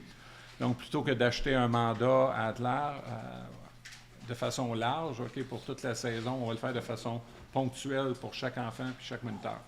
Et dans les pires scénarios, ça coûte moins cher que le forfait global. Donc, vigilance de nos gens ici pour maintenir au minimum les montants déboursés en ce sens. De ne pas payer, lire, ne pas payer inutilement. Donc, est-ce que ce Conseil est d'accord? Oui. Oui. Et ça termine. Correspondance, on n'en a pas. Les affaires nouvelles, il n'y en a pas. Période de questions. Je crois qu'on a une question qui nous est On avait parvenue. reçu une question par courriel. Vous l'avez abordé légèrement dans le mot du maire, là, en abordant les coupes Bonnie. Fait peut-être que ça recoupe, là, peut-être si vous voulez rajouter, là, donc de Mme Saint-Onge, M. Boudreau. Bonjour, j'habite sur la rue des Mouettes. Il y a un projet de coupe forestière qui pourrait avoir lieu directement derrière notre résidence. Je sais qu'il y a eu des interventions pour essayer de contrer ce projet. Pouvez-vous nous dire où nous en sommes et quelles seront les prochaines étapes pour faire pression auprès du gouvernement? Je ne sais pas si vous voulez Donc, brièvement, où nous en sommes, on est en concertation. Donc, les gens se sont réunis. On a eu une première réunion. On en aura des suivantes. On est en train d'élaborer un plan d'action. Puis, vous allez pouvoir suivre ce qui se passe. Là, on va vraiment militer en faveur d'un retrait de ce permis de coupe-là. Est-ce que question dans la salle? Madame Moreau et M. Campeau. Bonsoir, Julie Moreau. Je veux juste avoir un petit peu plus d'informations sur la Société d'histoire. Oui. Et un peu en plus ce que vous pouvez nous faire, parce que j'y ai travaillé. J'aimerais vous entendre là-dessus. Parce que l'intérêt, c'est de... C'est de pérenniser. OK, d'abord, peut-être, ce que je comprends, c'est qu'ils sont installés dans un petit local. Peut-être que M. Trépanier connaît mieux l'endroit que moi, là, je pense. Mais bref, c'est dans l'ancienne caisse populaire. Et ça serait de le mettre à un endroit où les gens pourront consulter et surtout travailler, ceux qui voudront porter leur rapport à cette œuvre-là, là, parce qu'à mon sens, c'est vraiment une œuvre. Il y a des pans d'histoire incroyables dans ça. J'ai même appris, certains autres pourront peut-être infirmer ou confirmer, mais que le niveau des lacs avait été augmenté pour alimenter la Roland. OK? L'origine là, du changement de niveau des lacs ici, c'était pour alimenter la Roland en bas. OK? Et même au lac Marié, OK, il y avait eu une dame de construite pour les mêmes raisons. C'était en bon français, en backup, OK, pour le grand plan. Donc, c'est un élément qui était inconnu de ma part jusqu'à maintenant. Et c'est toutes des choses qui sont documentées, puis on a des documents qui vont avec ça. On ne peut pas se permettre de perdre ça, à mon avis. On peut avoir des avis différents. Je comprends, mais il faut que vous soyez très vigilants parce que c'est pas évident de trouver des bénévoles pour travailler dans cette activité-là. Puis sachez qu'on a déjà une société d'histoire qui est à Saint-Sauveur pour les pays d'en haut. Puis moi, je pense que dans la réflexion, il faudrait peut-être penser à dire est-ce qu'on ne fusionne pas? Parce que ça avait déjà été regardé, mais il y avait beaucoup de réticences justement là-dessus. La société d'histoire, elle s'appelle la Société d'histoire généalogie Pays d'en haut. Elle est située à Saint-Sauveur. En tout cas, je pense qu'il y a une belle opportunité là, de l'évaluer, cette possibilité-là. Parce que des bénévoles, là, vous n'en trouverez pas. Puis si vous voulez rendre accessible aux gens l'information, ça prend du monde. Tu sais, c'est pas... Non, je comprends.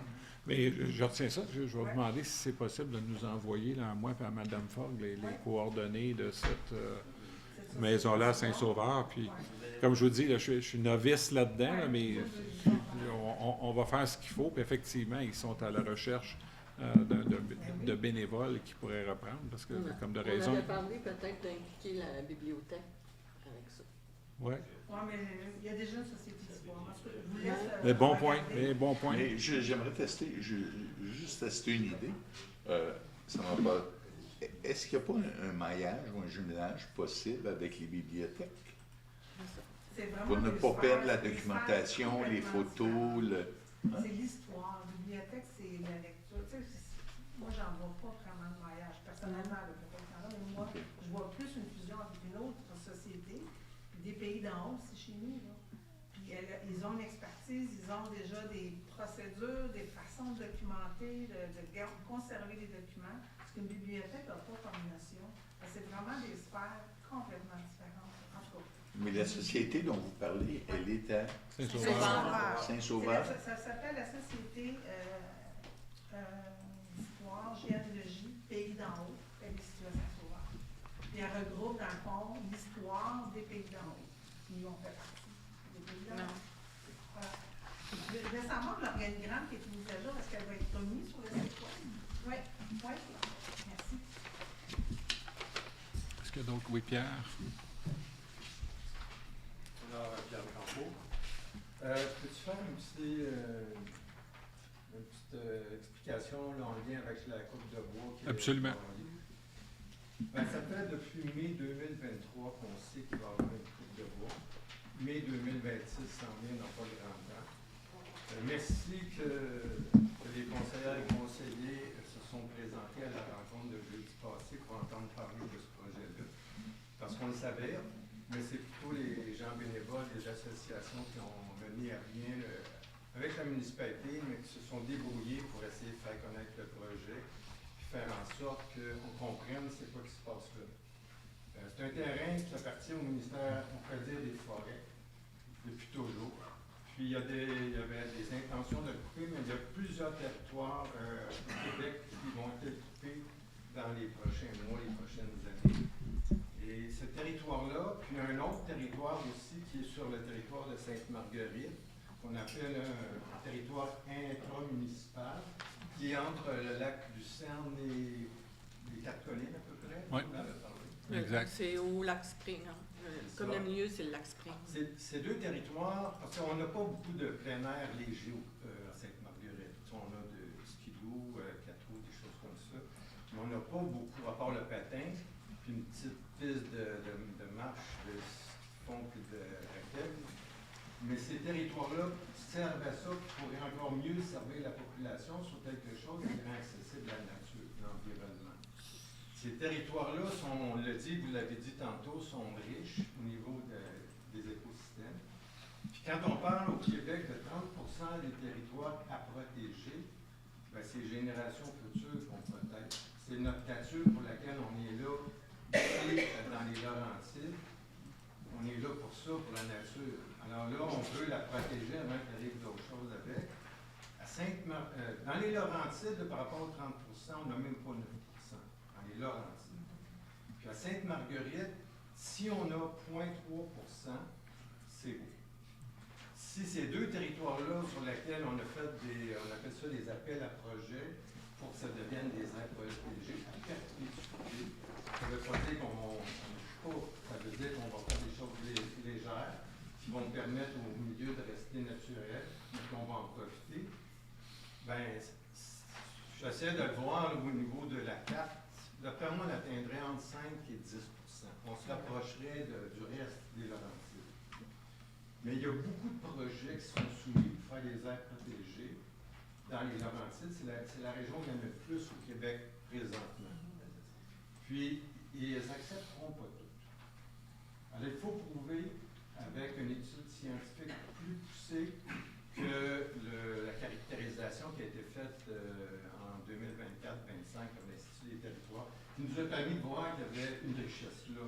Mais cette richesse-là, dans cette montagne-là, il l'a un peu partout sur notre territoire. Je ne dis pas qu'il y a des forêts anciennes, parce qu'une forêt ancienne, c'est un écosystème ancien. C'est comme si une bande de graines, une bande de tous les animaux, biodiversité, veut dire variété d'animaux. Si on coupe la biodiversité, la variété, puis on perd une richesse, on perd une bande génétique. Alors, c'est plus que dire on protège une montagne, c'est qu'on devient propriétaire d'espaces exceptionnels qu'on va pouvoir mettre en valeur puis faire bénéficier nous-mêmes et les générations futures. Donc, au niveau de l'offre écréotouristique de Sainte-Marguerite, qui est pratiquement nulle, on vient de rehausser. Puis au niveau de l'environnement, de la dimension richesse, parce que c'est une richesse qu'on a et qu'on ne sait pas. Monsieur le maire vient, je pense, de l'apprendre à plusieurs d'entre vous tantôt. Ben, il faut faire quelque chose. Alors là, c'est urgent. Il va falloir effectivement qu'un plan stratégique, que la population, non seulement de Sainte-Marguerite, mais entre là aussi, parce qu'ils sont touchés, mais que ça se sache au niveau du Québec par les médias nationaux, pas seulement les médias locaux, le journal Accès Laurentide. Puis il y a plein d'autres présentement territoires qui sont du même type que nous, à protéger, mais qui vont être coupés. Puis il y a des associations, il y a des municipalités que ça fait 2-3 ans qui travaillent, qui ont un plan stratégique. Alors moi, je pense que merci de vous y pencher. Il était temps. Puis je pense que tenez-vous au courant parce qu'il faut faire quelque chose, il va falloir qu'on se mobilise. Il y a quelqu'un qui disait de se coucher dans un camion. Mais il va falloir faire quelque chose de spectaculaire, sinon on n'est pas écouté. Mais Pierre, on a un exemple de réussite, le Mont-Caïcop à Sainte-Lucie. Oui, C'est ça, exactement. D'ailleurs, c'est l'Institut des territoires qui travaille pour nous, qui a beaucoup aidé à ce que le Mont-Caïcop soit protégé. Deuxième plus haut monde des Laurentides en passant, après Tremblant. J'ai un point aussi qui est une question en lien avec le point 8B, qui est la démission de Océane Sénécal, inspectrice en urbanisme environnemental. J'ai été au moins 2 ans, peut-être 3, entre au moins 2 ans, sur le CCE qu'on appelle le Comité consultatif en environnement. Un comité consultatif en environnement, c'est des gens, ça peut être moi, ça peut être vous, qui ont à cœur la dimension environnementale territoriale, qui font des suggestions à la municipalité. Il n'y a pas de pouvoir légal, mais les suggestions, on aimerait qu'ils suivent leur cours. D'ailleurs, la caractérisation de l'ensemble du territoire, c'est le CCE qui avait fait cette proposition-là et qui était la priorité numéro 1 du CCE dans les dernières années. Là, on perd une inspectrice on pourrait dire en urbanisme, parce qu'en général, les inspecteurs, inspectrices en urbanisme, environnement, c'est 80% urbanisme et un petit peu l'environnement. Même si les deux titres sont là. Ce que j'ai à dire là-dessus, c'est que depuis 5 ans que je suis au courant qu'à Sainte-Marguerite, il y a quelqu'un qui est engagé. Il parle, la DG, Mme Ford, pourrait nous le dire. On a de la misère à avoir, puis bien à conserver nos inspecteurs inspectrices. Je ne sais pas en quelle date est rentrée elle, mais ça ne fait pas. Elle n'est pas restée longtemps là, parce qu'elle déménage à Montréal. Bon. Alors, ce que j'aimerais Elle vous est arrivée sachiez, le 14 octobre. Octobre 2020. c'est que quand j'étais dans le CCE, j'ai appris qu'il y a au moins un budget d'à peu près 200 quelques mille en environnement, puis la majeure partie de ce budget-là, c'est des employés. Mais si les employés ne sont pas là, parce qu'on n'est pas capable de les avoir, on a de la misère à en avoir, puis où il ne reste pas, le budget de ces employés-là, je ne sais pas, moi, c'est quoi, 75 000 par année, 60 000, 80 000, j'ai aucune idée, de l'inspectrice, peu importe le montant. Que ces montants-là, si pendant 5 ans, on manque un ou une ou deux inspecteurs inspectrices, ben c'est 200 000, 300 000 qui va où? Qui va où? Reste un coffre. Ma proposition puis ma question. Est-ce que les gens qui sont en avant ici pourraient faire en sorte que ces argents-là qui ne sont pas dépensés parce que les gens ils quittent ou ils ne sont pas engagés parce qu'on a des difficultés à les avoir, ben, ils seraient dans un fonds réservé pour engager des firmes privées pour faire le travail que ces gens-là auraient fait s'ils avaient été engagés. Ça, c'est ma première chose. Deuxièmement, pourquoi on n'engage pas des gens à temps partiel, peut-être des retraités comme moi, qui pourraient faire une journée, 2 jours, 3 jours, qui travailleraient en double parce que quand tu travailles sur 2 jours, tu travailles pour 3 jours. Puis si en plus ils sont âgés, j'ai rien contre les jeunes, je sais pas s'il y en a des têtes blanches qu'on voit. Il y a juste madame. Ah, il y en a une, mon Dieu. Il y en a une cachette derrière des feuilles. Mais c'est des gens qui ont des valeurs profondes, qui sont là. Puis ils travaillent plus des fois que ce qu'ils sont supposés faire. Les jeunes aussi ont des valeurs profondes. Oui. Non, mais tu sais, c'est une craque, là, on appelle ça une craque. Mais en même temps, des fois, c'est vrai. Puis j'étais dans le domaine de l'employabilité pour une partie de ma vie, puis on a constaté que les gens, les boomers qu'on appelle, là, mais quand ça vient de travailler à 60, 70 ans, ils en donnent. C'est pas comparable.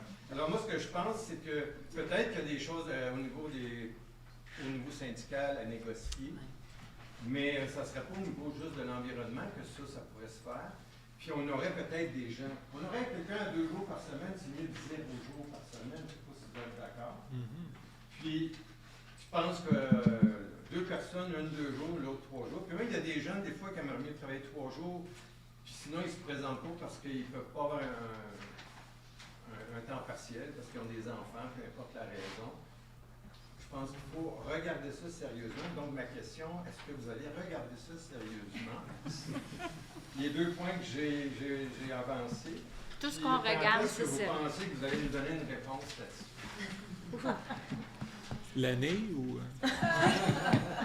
Ben, dans la décennie, là, idéalement. C'est intéressant. En tout cas, je prends la question en note.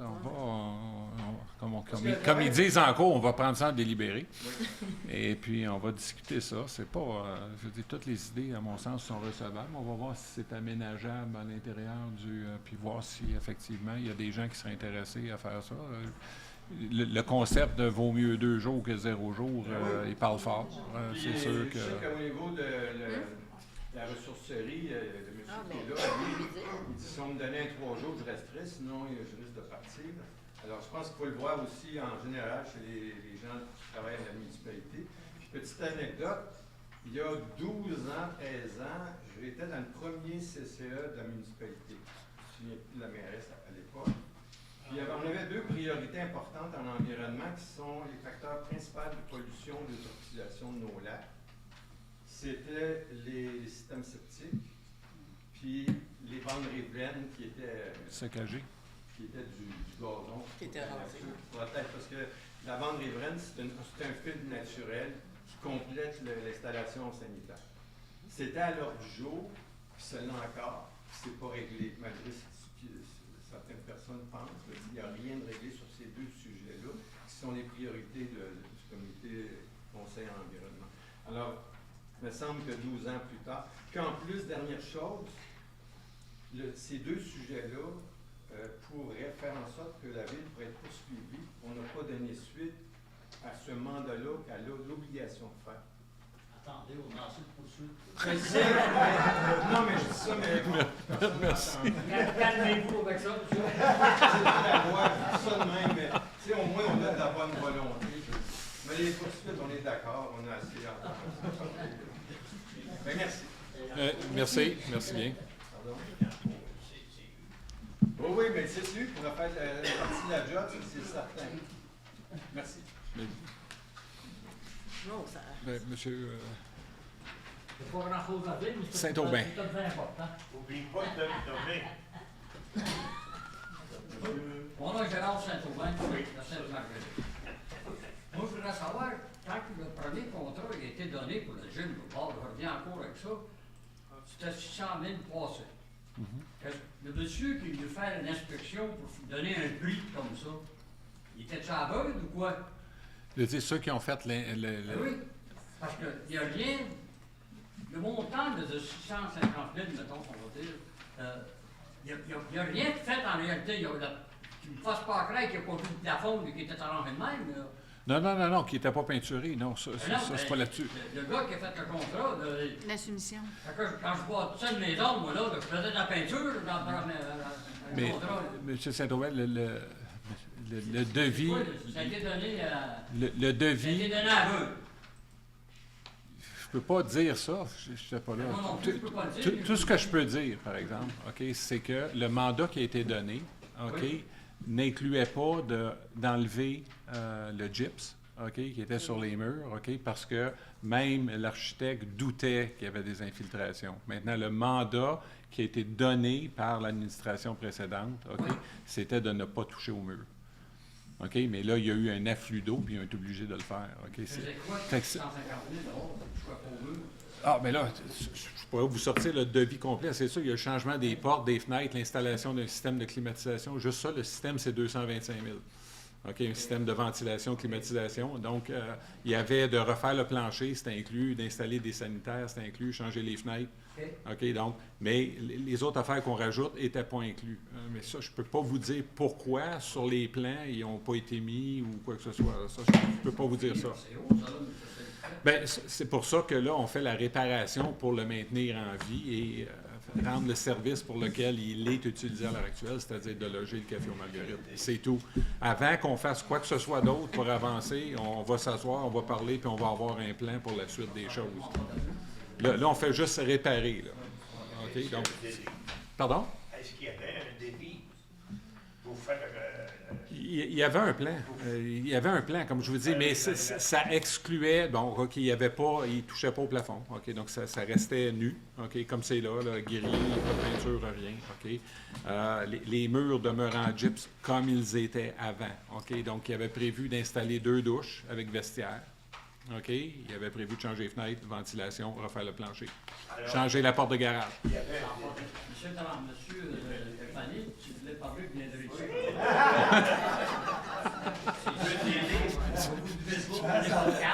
Il va devenir président d'Assemblée. Non, je trouve ça terrible, des affaires de même, parce qu'on n'est pas accoutumé à ça. On n'est pas accoutumé à des niaiseries comme ça. Parce que l'autre jour, vous avez parlé d'une autre affaire, qui je vise avec mon bras de même par là-bas, que vous étiez pas d'accord, mais non, je sais pas en parler. Lequel, pavillon? Je vous le dirai. Vous allez voir que vous le savez quand je vous en ai parlé. Mais je sais pas. Honnêtement, je me rappelle pas. Quand je mets ma main comme ça, là... Le pavillon Violette-Gauthier? Oui, c'est Violette. C'est ça, le pavillon Violette-Gauthier? Non, il est sur le radar, lui, là, c'est sûr. Une des choses... j'ai pas consulté les rapports, mais j'ai demandé à Mme Fogg, elle peut confirmer, j'ai demandé les rapports qui ont été faits là-dessus, puis je veux revoir ça. Je ne crois pas qu'il soit nécessaire de le mettre à terre, mais maintenant, je vais voir ce que je suis capable de tirer de ça, puis le conseil, là, pas juste moi. Puis il faut le réhabiliter. Moi, je pense qu'un bâtiment en béton, c'est pas perdu, là. Mais je parlais pas de celui de M. Gauthier, en bas, là.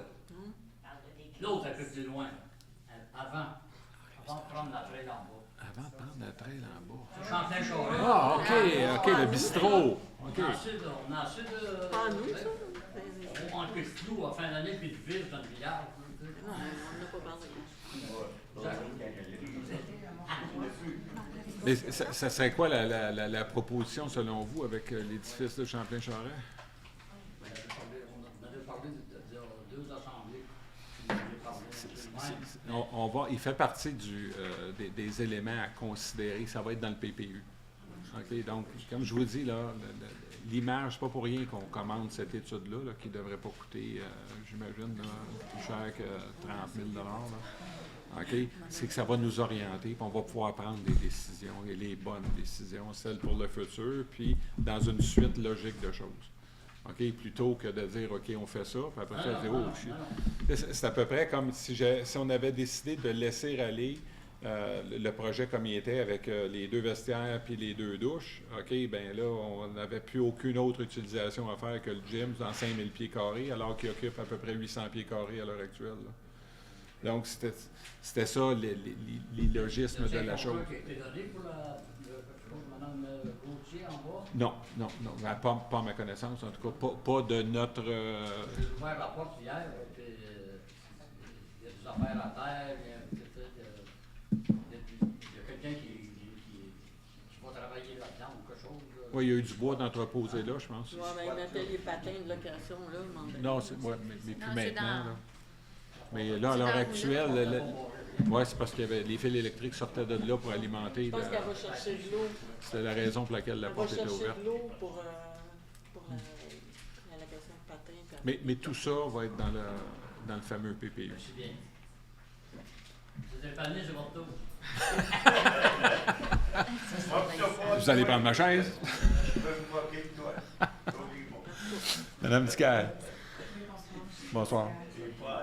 Justement, peut-être 2 choses en lien avec ce que M. Saint-Aubin a dit. PPU, oui, mais est-ce que vous allez faire des consultations citoyennes aussi? Parce que c'est sûr que là, vous me dites, bon oui, les acquisitions, écoutez, peut-être qu'on serait dû aussi pour un moratoire sur les acquisitions, là, ici, là.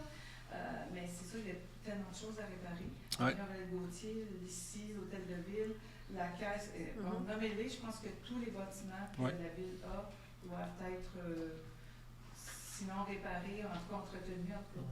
Peut-être, je pense qu'il y a de ça, mais une consultation citoyenne aussi, c'est sûr que ça serait très bon pour voir, peut-être que la population a décidé aussi pour ce qu'il pourrait y avoir au sous-sol du Café Marguerite, les prochaines acquisitions, l'église fait partie aussi du noyau villageois. C'est tous des bâtiments qui sont importants pour la communauté, qui pourraient peut-être avoir une autre vocation. Voilà. Ouais. Aussitôt que ce rapport-là va être là, ça va être rendu public. OK? Il y aura soit des séances d'information ou des consultations, appelons-les comme on veut, là, mais effectivement. Puis si, entre-temps, il y a des gens qui ont des idées, bien, je veux dire, communiquez-les, partagez-les, puis on va les regarder, puis on va demander aux gens qui vont faire l'étude avec le PPU, OK, de considérer ces choses-là. Donc, c'est important là, qu'on y mette. Je veux dire, comme je vous dis, ces choix-là, c'est les choix du futur. Là. Donc, il faut l'orienter comme du monde. Alors, c'est la seule préoccupation, je pense, puis je ne veux pas parler au nom de tout le conseil, là, sans qu'il puisse parler, mais je pense que la règle générale, on a un consensus là-dessus. Là. C'est qu'on veut bouger dans cette direction-là. Là. On ne veut pas, comme je disais, on ne veut pas bouger là, reculer puis avancer. Là. On veut, c'est ça. Pour les réparations de bâtiments, comme j'ai dit, on va en faire pour 1 demi-million. Là. OK? Je pense qu'on va avoir fait le tour et tout ça va se faire dans le courant de l'été. Là. On va remettre au moins les choses à l'endroit où ils devraient être. OK? Puis on a des choses à considérer aussi. Est-ce qu'on fait des réparations on va faire ça en attendant ou on fait des vrais? Fait qu'avec la caserne, c'est la question qu'on se pose. OK? Est-ce qu'on répare les quelques clous qui fuient? Ou bien non, si on règle le problème une fois pour toutes, puis on va réimperméabiliser la toiture de la caserne qu'on est en train de réparer à grands frais, encore une fois. Là. Je pense qu'il faut voir pour nos enfants. Exactement. Faire des réparations, faisons-les correctement. Mon autre point, c'est un peu en lien avec M. Campo.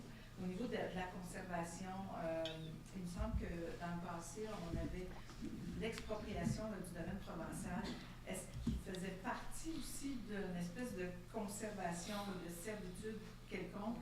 il me semble que ça avait déjà été dit par les conseils précédents, là, en fait l'administration précédente, puis que ça ne pouvait pas être touché ou qu'on ne pouvait pas l'utiliser autrement que ce qui avait été décidé, mais je ne sais pas si ça a été fait. En fait, mon questionnement, c'est là-dessus, le domaine provincial, qu'est-ce qu'il y a eu avec ça?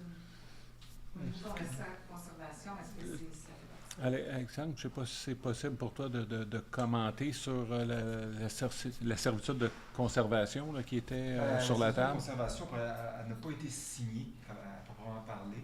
C'est-à-dire que le président conseil avait prévu des résolutions à l'effet de donner des mandats pour signer pour cette fameuse servitude de conservation-là. Ça l'a, bon, pour X raisons, je ne sais pas pour quelle raison exactement, ça l'a traîné sur le bureau d'un notaire. Donc, tout ça pour dire qu'en date d'aujourd'hui, il n'y a aucune servitude qui a été signée à ce niveau-là. OK. Donc, est-ce que le conseil, ou vous, M. Champ, en tant que membre de la ville, est-ce que vous avez des pourparlers avec les promoteurs? Parce que là, c'est sûr que je sais que c'est devant les tribunaux ou le tribunal administratif quelconque, mais est-ce que vous avez également des fois, on essaie d'avoir des ententes hors cours, en fait. Des fois, c'est les meilleures façons de s'entendre. Puis ça coûte moins cher également pour la communauté de pouvoir s'entendre avec les parties en présence. Sur cette question-là, je vais devoir commencer par une introduction. Okay? Vous allez comprendre pourquoi. Okay? J'ai été obligé de me retirer des discussions sur ce projet-là. Okay, et de m'engager à ne pas participer à de décisions. Pour la simple raison qu'un des actionnaires de la compagnie qui est propriétaire, okay, est quelqu'un qui a institué une poursuite civile contre moi et ma conjointe, okay, pour une question immobilière. Okay? Donc, pour ne pas être en apparence de conflit d'intérêts, que les gens pensent que j'aurais intérêt à régler ou pas régler, puis tout ça, je dois, selon le code d'éthique, selon mon code d'éthique professionnelle également, parce que j'ai non seulement le code d'éthique de la Ville, j'ai mon code d'éthique professionnelle. OK, je dois me retirer. Maintenant, il y a Mme Bélanger ici, qui est mairesse suppléante. OK, je vais lui demander de répondre à ma place parce que c'est elle qui prend le relais sur ces sujets-là. Par contre, je peux rester dans la salle, mais je ne participerai pas ni ne coopérer à quelque discussion que ce soit. En fait, on a eu un accord de principe avec les expropriés. On attend là, la finalité là, des papiers, puis oui. Fait qu'on attend ça pour le passer en résolution au conseil. Donc, ça, c'est pour le domaine provincial. Puis, dans les autres dossiers d'expropriation, il y a du nouveau? Les autres dossiers, ça, je peux répondre. Je ne suis pas poursuivi par ceux-là. Dans le dossier de la rue des Pins, OK, ça aussi, ça progresse. En fait, tous les dossiers progressent. OK? Alors, donc, on s'est donné comme objectif de les enchaîner les uns par derrière l'autre. Donc, ça l'a avancé même beaucoup plus vite qu'on pensait, sans que je fasse allusion à ce qui vient d'être mentionné. Et même chose sur des pins. OK, je pense pas que c'est sûr que personnellement, je suis un médiateur accrédité, donc c'est sûr que je favorise de se parler et de conclure une entente plutôt que d'aller devant les tribunaux. Personnellement, j'y étais déjà. Ça coûte très cher et c'est pas nécessairement utile en bout de ligne. Donc, tout ça pour dire que oui, il y a beaucoup de travail qui se fait au sein de la direction générale des services juridiques. Tout le monde est mis à profit, on est en recherche de solutions. Il y en a plusieurs. Hein. Il y a ceux qui ont été expropriés. Il y a pas sur le domaine provincial, il y avait d'autres propriétaires qui étaient là. Donc, ceux-là aussi sont dans la chaîne, la rue des Pins, qui était la propriété de Monco, je pense, ou peut-être entre des gens liés à Monco. Mais je pense que c'était Monco à l'origine. Et donc ça, on va avancer. Là, comme de raison, on ne peut pas tous avancer au même diapason sur chacun des sujets. Donc, il y a eu un effort de fait sur le domaine provençal. Puis là, là, j'apprends ce soir ce que vous venez d'entendre, je ne suis pas au courant. Mais on va tout simplement maintenant continuer d'avancer les autres dossiers. Là, okay? Donc, je ne pense pas qu'on soit loin de régler tout ça.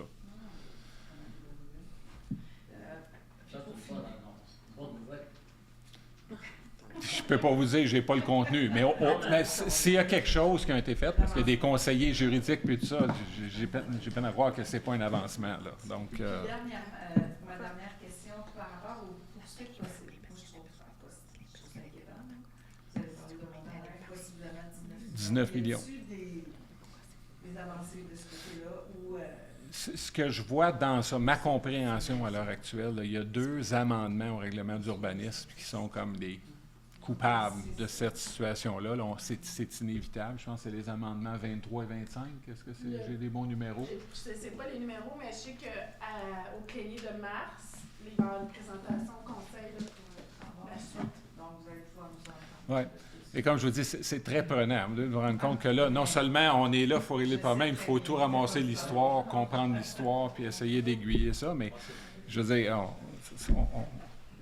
on a pris cet engagement-là. Là, en venant ici, on savait que ça existait, ces problématiques-là. Là, donc, mais il faut juste les adresser. Ça ne se fait pas en claquant des doigts, c'est sûr et certain. Mais on y travaille parce qu'on aimerait, à la fin de la première année, faire table rase du passé, puis regarder en avant. Là. Alors, ça, je pense que ça commence à être d'office. Merci. Monsieur Campeau. Ouais, juste une précision, le domaine provençal, puis l'ancienne sorcière de la ville, qui est près de Lac-Marié, Lac-Guenette, tout ça. Moi, j'avais entendu dire du précédent maire que c'était officiel, que ce serait des aires protégées. Les 2 milieux. Mais là, je viens de comprendre, c'est ça, on vient d'apprendre officiellement que ça n'a jamais été signé.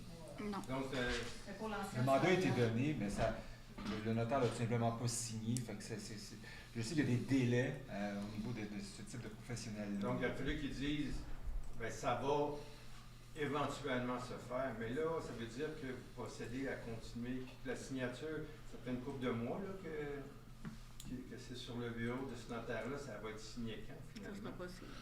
Il y a une continuité au dossier. Ça a été mis aux poubelles ou qu'est-ce qui arrive avec ces deux-là? Bien, disons que je vais détacher le mandat de conservation de la propriété terrienne. Là. Ce que je sais là-dessus, c'est que la résolution a été prise en octobre, si je me souviens bien. Là, il y a eu la création d'une dotation au septembre, tu as peut-être raison, au mois de septembre, OK, où il y avait un montant prévu en dotation là, à l'Institut des territoires ou quelqu'un d'associé à eux autres, OK, pour commencer à faire la gestion de cette... Pardon? Ça a été fait le 18 août. 18 août, bon. Donc, fait qu'on peut présumer que le mandat a été donné, je pense que c'est Maître Voisard qui est le notaire au dossier. Donc, mais personnellement, j'ai pas eu de développement là-dessus. Là, on ne s'est pas attardé encore à cette chose-là. On s'est attardé plus gros au problème de base qui est le terrain lui-même.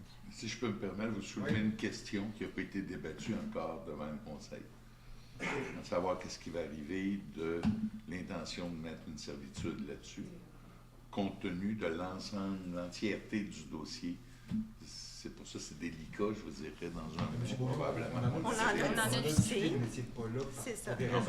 J'étais pas là, mais il y avait, suite à ça, il y avait une rencontre qui devait avoir lieu, voir quel genre d'entente qui pourrait être prise, mais il n'y a pas de décision qui a été prise quant à la servitude, même si j'étais pas là.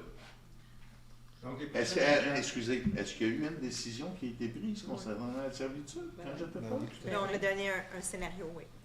Vous avez pris une décision dans une réunion? Il y a un scénario qui a été sur la table plus tard.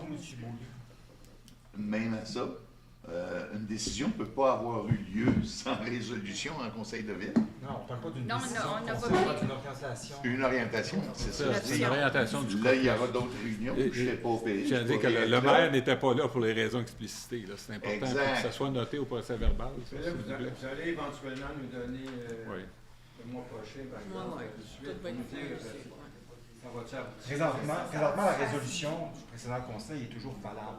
Dans le sens que tant qu'une décision ne soit pas renversée à ce niveau-là, le mandat est toujours valable pour le notaire de signer ça. Je ferme la parenthèse. Le notaire est en attente de votre OK. Ben, le OK, il est déjà là. C'est l'ancien conseil qui l'a donné. C'est juste que c'est comme je dis, ça traîne sur le bureau du notaire, tout simplement. Comme il n'y a pas d'acte notarié, c'est renversable. Tu peux-tu signer, ça va se régler. Le notaire est en vacances, puis on attend des nouvelles. On va faire le suivi. Merci. On a hâte parce que cette sorbière-là, par exemple, c'est un milieu maintenant qui est exceptionnel. Mais il y a 12 ans, 15 ans, c'était du sable. Ouais, j'ai vu des photos. Mais si je peux me permettre, pourquoi vous associez la sablière et l'autre domaine? C'est deux terrains différents, là. C'était supposé se faire en même temps. Ah, OK, mais c'est certainement pas dans le même mandat, là. On n'a pas parlé. La sablière. Ça, je veux juste dire que moi, ce que j'ai lu, là, c'est que c'est pas dans les mêmes. Je sais pas si C'est pas la même chose. Les élections, À la ville. dans le programme de M. Boucher, Oui. c'était À la écrit, ville, puis je l'ai Sylvain. appelé, j'ai dit, Sylvain. ça va se À la faire, puis ville. c'est fait. La sablière. La sablière, on n'en a pas parlé. Excusez, les deux projets sont différents parce qu'il y en a un, la sablière, ça appartient à la ville. Oui. L'autre, le domaine provençal, Ben là, j'ai il y a eu une décision de faire une expropriation qui va coûter plusieurs millions de dollars aux citoyens. Oui. Alors, faire de la préservation à même les terrains ou les forêts qu'on a déjà, oui, c'est une chose. Mais quand on va demander aux citoyens tout à l'heure, jusqu'à combien de vous êtes prêts à payer plus cher en taxes pour qu'on acquiert des terrains dans le but de faire de la préservation, est-ce qu'on a les moyens? Il y a un calcul à faire, puis il y a une transparence qui doit être faite face aux citoyens pour leur dire si on va de l'avant et qu'on en fait vraiment une certitude de conservation. Puis je dénie pas que ça peut être un lieu superbe, je le sais pas, mais les citoyens ont le droit de savoir qu'est-ce qu'ils doivent payer pour ça, là. Là, dans le moment, tout le monde a été mis devant un fait accompli. Personne n'a été consulté. Je pense que la transparence avec la population est très importante dans un dossier aussi important financièrement. Mais je suis d'accord. Moi, ce que je dis, c'est que quelqu'un qui s'appelle le maire Boucher, à l'époque, m'a dit que c'était fait. Non. Non. Avant les élections, vous comprenez pourquoi il m'a dit ça? C'était avant les élections. Puis c'était écrit dans Ça va dégénérer. programme qui était finalement l'infolette. Là, on est dans une situation, on comprend, on est dans une situation délicate où le dossier se discute. Si je peux me permettre OK. Si je peux me permettre juste de clarifier quelque chose, OK? La servitude, OK, n'a pas été signée, OK? Toi, tu parles de domaine Là, je parle du domaine provençal. Oui. Le terrain, officiellement, OK, oui, il y a des négociations, c'est en cours, mais officiellement, en vertu de la loi, le terrain appartient à la ville présentement, ce terrain-là, OK. le terrain. La servitude, par contre, n'a pas été signée. C'est là qu'on en est. Mais le terrain, s'il appartient à la ville, c'est parce que la ville s'est engagée à payer un prix d'expropriation, en réalité. Mais c'est toujours sur le bureau du notaire. Ouais. J'ai l'impression que le maire Il est en vacances. de vous engager. Ça se peut. Vous avez dit oui. Ouais. Merci. Bon, il y a une grosse... À suivre. Oui, Ah ouais. absolument. Merci. Est-ce qu'il y a d'autres questions dans la salle? Est-ce que j'ai le vote du conseil pour lever la réunion? Oui. Oui? Excellent. La réunion est levée. Merci beaucoup de vous être rendus ici ce soir.